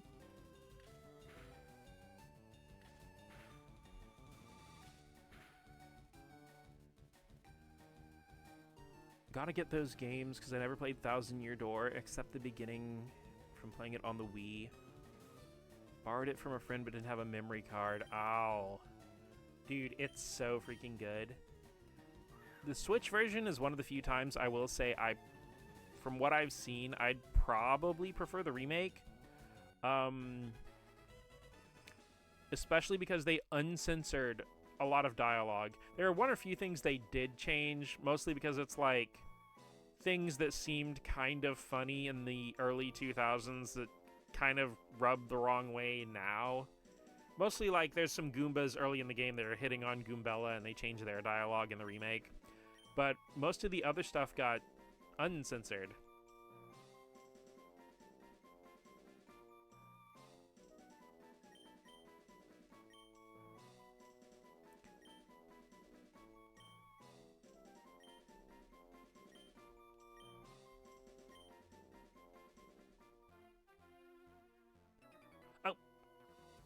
Let's go, but don't cheat. No, this isn't Let's Go. This is Fire Red.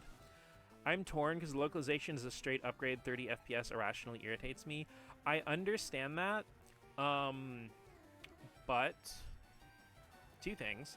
One, it is programmed around 30 FPS. I don't think that Thousand Year Door Remake shares any code with the original game, so it's not like the FPS is getting cut in half, but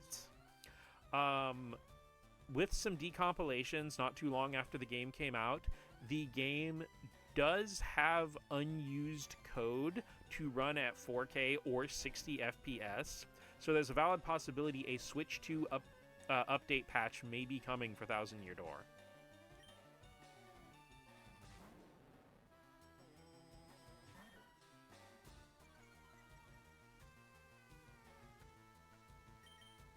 I'm not guaranteeing that like is for sure, but at least the possibility's in there. Seeing when, if it becomes an official thing. It's like the little bit of it I've played, the 30 FPS didn't really bother me, but I'm also not a person who can do Iron Man's Infinite, so I'm probably not the one to ask about frame rates.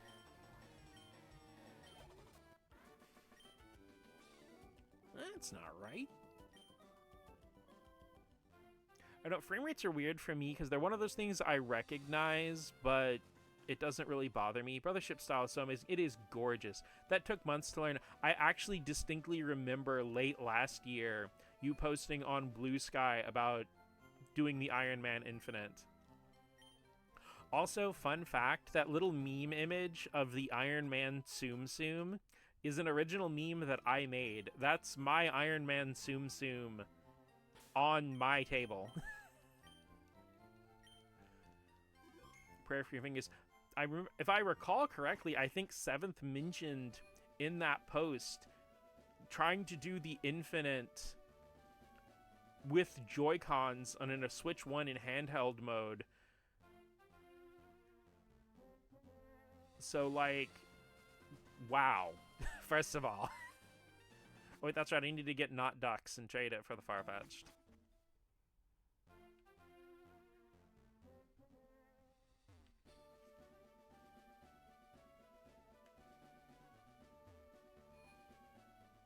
Prayer? English, yes.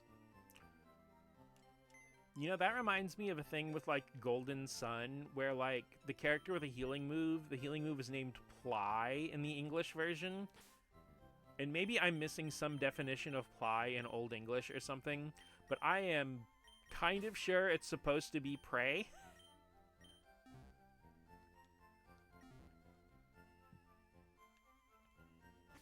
Granted, I haven't went and looked at the Japanese version, so maybe there's some context I'm missing.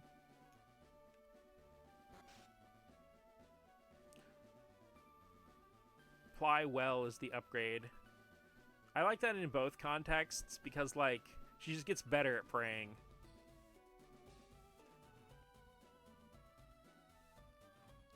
Okay, time to trade for Spearow.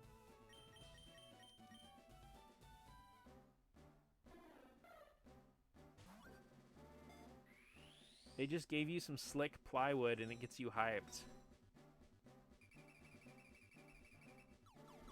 Neurodivergent dad core. Implies the original Ply was unwell. I do like them actually including the little wireless attachment. Yeah, I have very bad news for you guys. The Farfetch'd in Fire Red and Leaf News named Chideng. It's like the Chad Dukes versus the Virgin Chideng. playing Destiny and Demon Fang. Oh, that's right, because Dux is the middle name.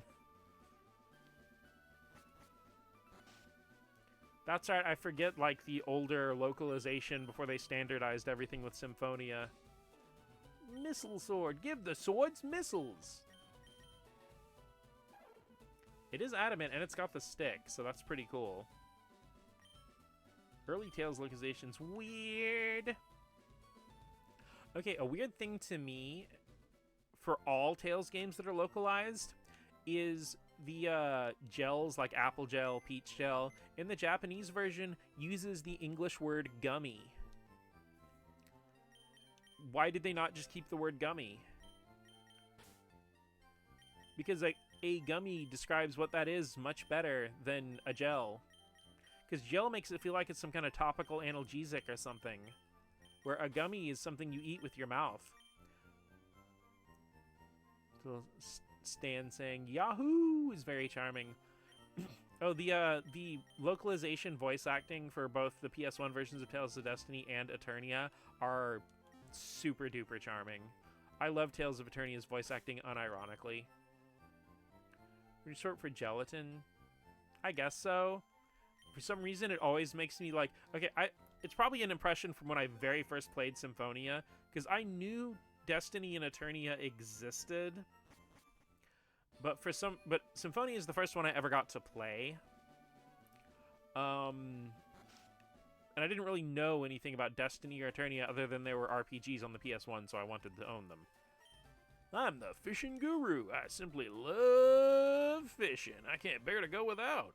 Tell me, do you like to fish? Yeah.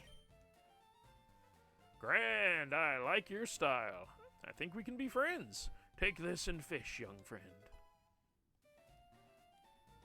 Old Rod. Fishing is a way of life. It is like the finest poetry. From the seas to rivers, go out and land the big one, my friend. They should make an entire Game Boy Color RPG about that. Hello there, Mots. How are the fish biting? Feemsh. I like more than two fish, actually. I like red fish and blue fish. Imagine gels being like Jello. Yeah. Okay, I like how it shows you the different pockets. But look, if you go into the medicine pocket, it's like your bag's like, hi! See, that's like stretching its back, and it's like, hi! Hi! Hi! You know what that means? Fish!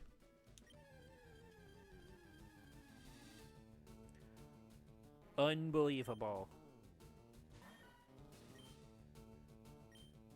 Cat bites fish? Yeah, yeah, yeah. Yo! Otatome backpack.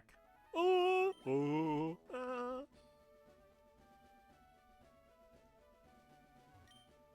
We're careful about pollution here. We've heard Grimer multiplies in toxic sludge. Yeah, I wouldn't want Grimers doing math in my house either. Wait, okay, you were the Farfetch'd. Pokemon Fan Club. All Pokemon fans welcome. Get in there, guys. Come on, let's go. Yo, it's a seal! I guess 7th was already here. I just adore my seal. It's so lovable. It squeals cute when I hug it. Ew, equations.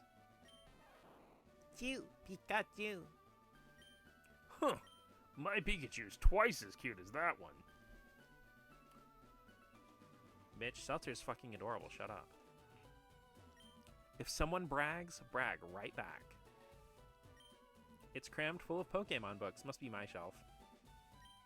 Let's all listen politely to other trainers. If only. I chair the Pokemon Fan Club. I raise more than 100 Pokemon. I'm very fussy when it comes to Pokemon, I surely am. You'd fit right in here.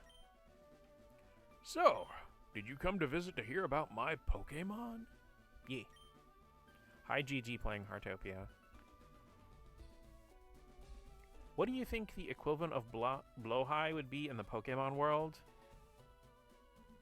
I think it's the big Lapras doll that you can get for your room in Gen 2. Good, and listen up. My favorite Rapidash. Gibble. Gibble is a good one. Gibble, protect those trans people with Draco Meteor. It's cute, lovely, smart, amazing. You think so? Oh yes, it's stunning.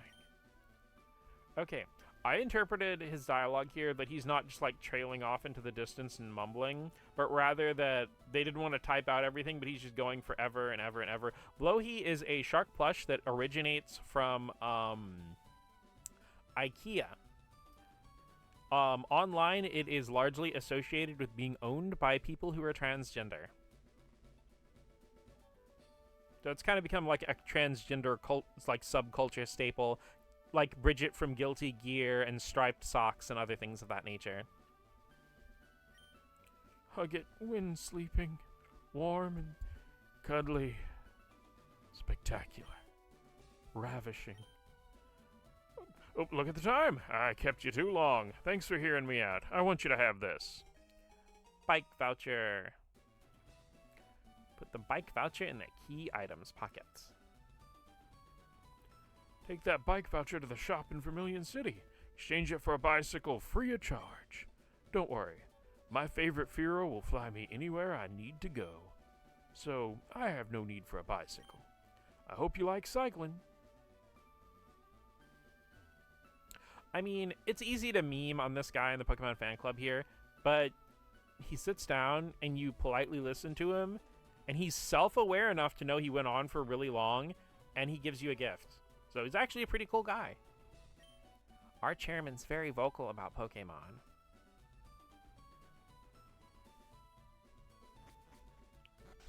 My brain goes to Carvana. I mean, I was thinking about not necessarily using the shark as the basis, just something in universe that I feel like it makes sense. I want to exchange mail with all sorts of people. I send my Pidgey to a union room to exchange mail for me. Kuru-Ku. I'm getting my Pidgey to fly a letter to Saffron in the north. Dear Peepee, I hope to see you soon. I heard that Saffron has problems with Team Rocket. Vermilion appears to be safe. Substitute doll could work then. True. But my brain was really going to the dolls in, like, Generation 2, but my brain half lives in Johto anyway. I'm putting up a building on this plot of land. I own it all. My Pokemon's tamping the land to lay the foundation. Go, go, go, go. Like the idea of the substitute doll. True. That is a good one. Okay. Something really fun, and I don't feel like this is a spoiler. Mega Meowstic. I love Mega Meowstic so much. I love Meowstic in general. It's like right up there beside Mawile is like my second favorite Pokemon.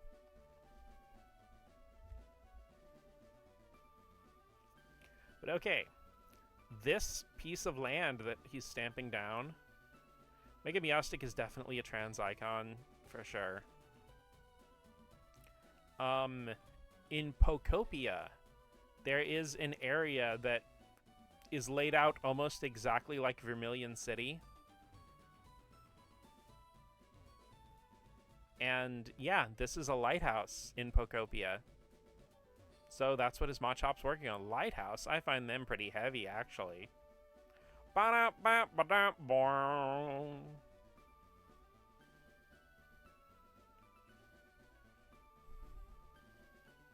Vermilion City Pokemon Gym. Leader Lieutenant Surge, the Lightning American.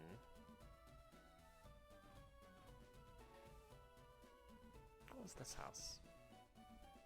That's right, that's the Pidgey person with the mail.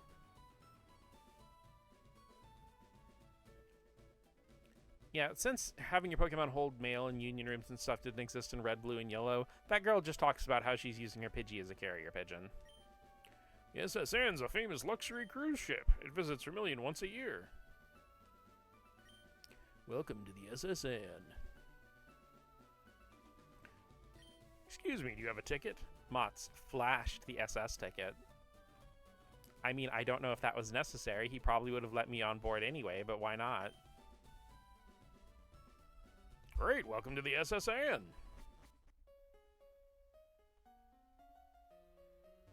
Darn it, I should have waited till I had surf.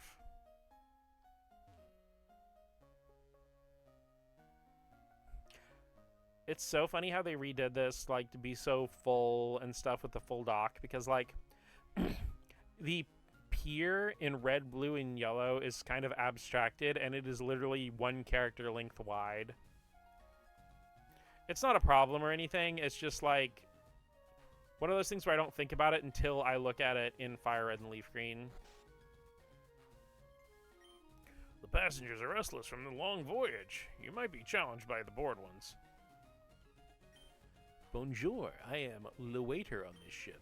I'll be happy to serve you anything you please. Ah, the strong silent type. Wait, the ship stays till you get cut, right? Yeah. Shh, I'm a global police agent. I'm on the trail of Team Rocket. They're up to nothing good. Some people headcanon that guy to be Looker. Especially because his sprite's a little more ambiguous in Gen 1.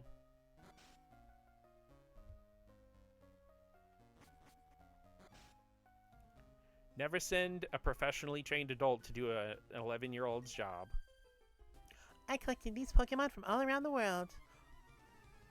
You could just ignore Surge for a while. Last Ann.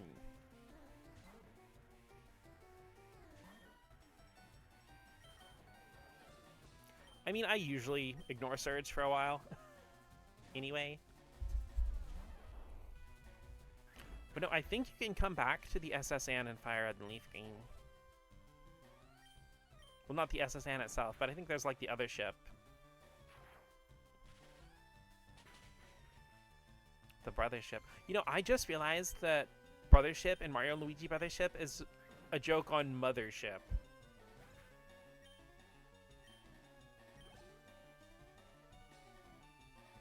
Last Anne on the SS Anne, say it ain't so.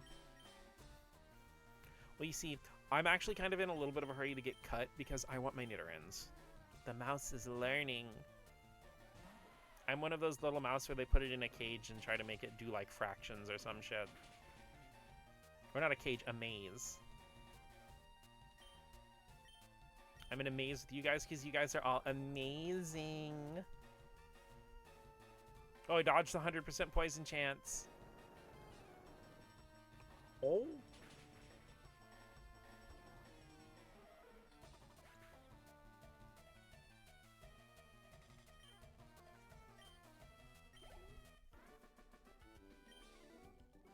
Oh no, I went around the world for these.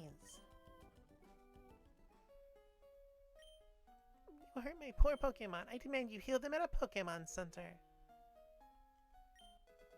TM31.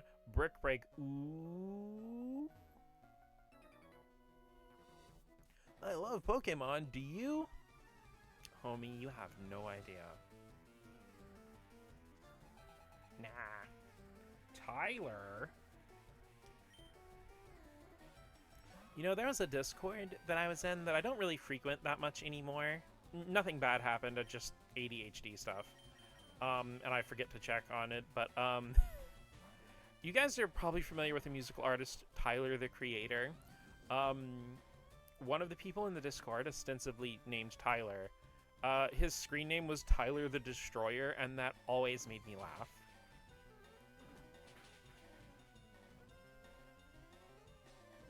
Do not kick my dude.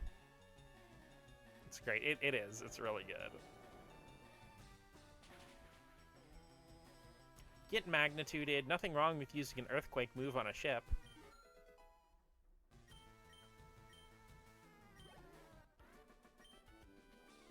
Wow, you're great. Listen, let me be your friend, okay? We can trade Pokemon and do stuff. That's how most of my friendships start. We're cruising around the world, my children and I. Before creation comes destruction. See, the great thing with the SS Anne is you can just leave and it'll stay there as long as you don't get cut. So if you want to, if, for example, you have a Pikachu with really low defense, you can run back to the Pokemon Center. Actually, it wasn't Pikachu, it was Geodude that got kicked a lot.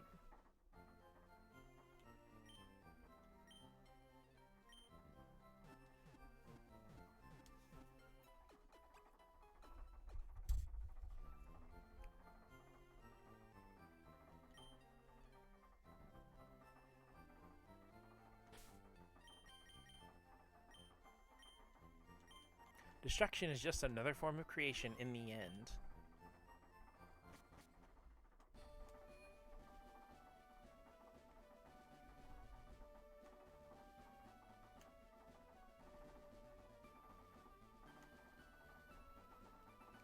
I have to flash my ticket every single time.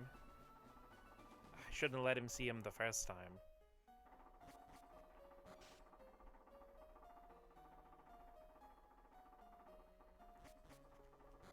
Also 11:30, you doing good still? I'll probably do like the last row of cabins here and then we'll call it. A world cruise so elegant yet cozy. I always travel with Wigglytuff. I never leave home without it. Boo-boo-boo-boo-boo.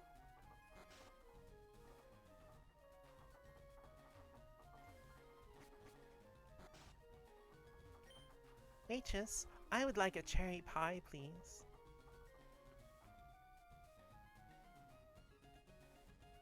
I'm leaving.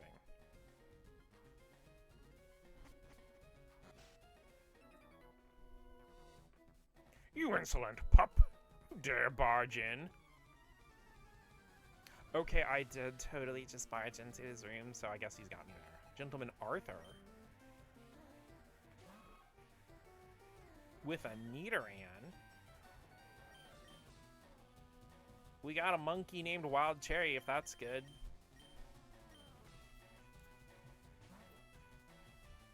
Oh, speaking of, like, after not having them for, like, a year or some shit, McDonald's finally got the strawberry and cream pies back, and they're my favorite pies.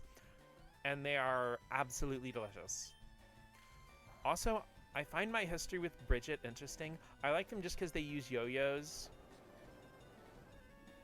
So I don't know about the trans stuff till later, but I find it funny showing Bridget mains. And I'm just feel like, huh, a lot of people sure like yo-yo users. I mean, I think yo-yos are a cool weapon as well. Cole, completely random, but have you ever read the, like, original Yu-Gi-Oh manga? Like, the parts before Duelist Kingdom and stuff? Because, like, spoiler, not a spoiler, but Joey from Yu-Gi-Oh actually has a special talent for using a yo-yo. You rude child, you have no sense of courtesy. I wish to be left alone. Get out.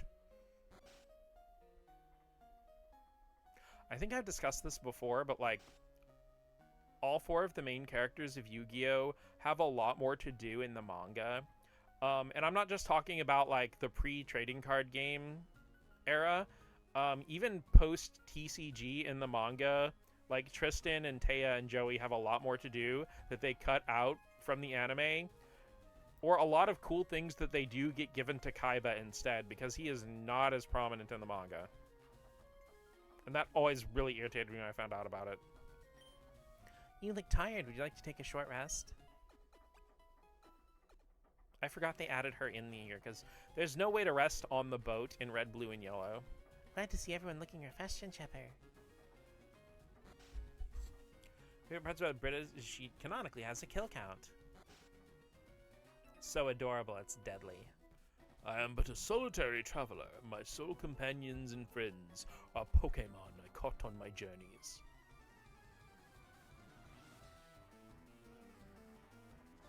Gentleman Thomas.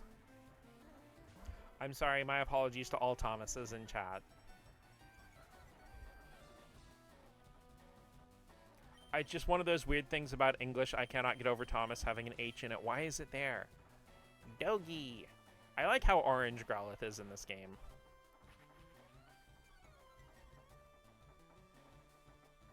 Motherfucker's orange. Beat it. Magnitude 9. Ooh, we got that 110 base power. Hell yeah. She does. I'm so ready for jam. Oh, that's right. I forget. I have not really played Strive at all. Bro came out swinging. Self-destruct? Hell no. We don't do those here.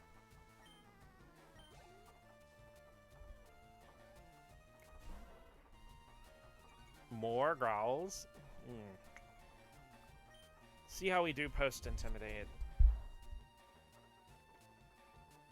I dodged the 100% burn chance. Ew, magnitude 4. I call my friend Thomas's though mass. I actually had a coworker named Thomas at one of my old jobs. He was really cool. Like, he was also super into games and stuff, and we would talk about games a lot. We still, like, chat every now and then when we see each other, but, like... Hey, now. I don't know, we don't really message each other much, but we're always super friendly whenever we meet each other somewhere. Oh, I dodged the 100% burn chance twice. Let's go.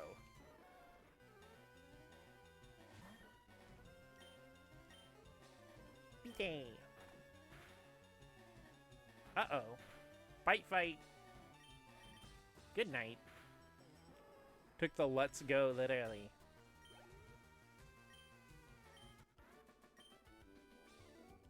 My friends. You should be nice to friends. I try my best. Okay, will you heal us a second time? Yeah, Kaya. I said I try my best. I didn't say I was always successful.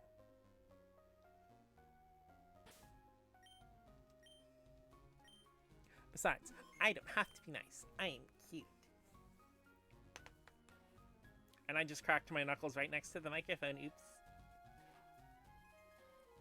Alrighty guys, it has been 4 hours and it is after 11:30, so I think I'm gonna go ahead and wrap it up here. Thank you guys so much for joining me and hanging out with me and playing Game Boy games together.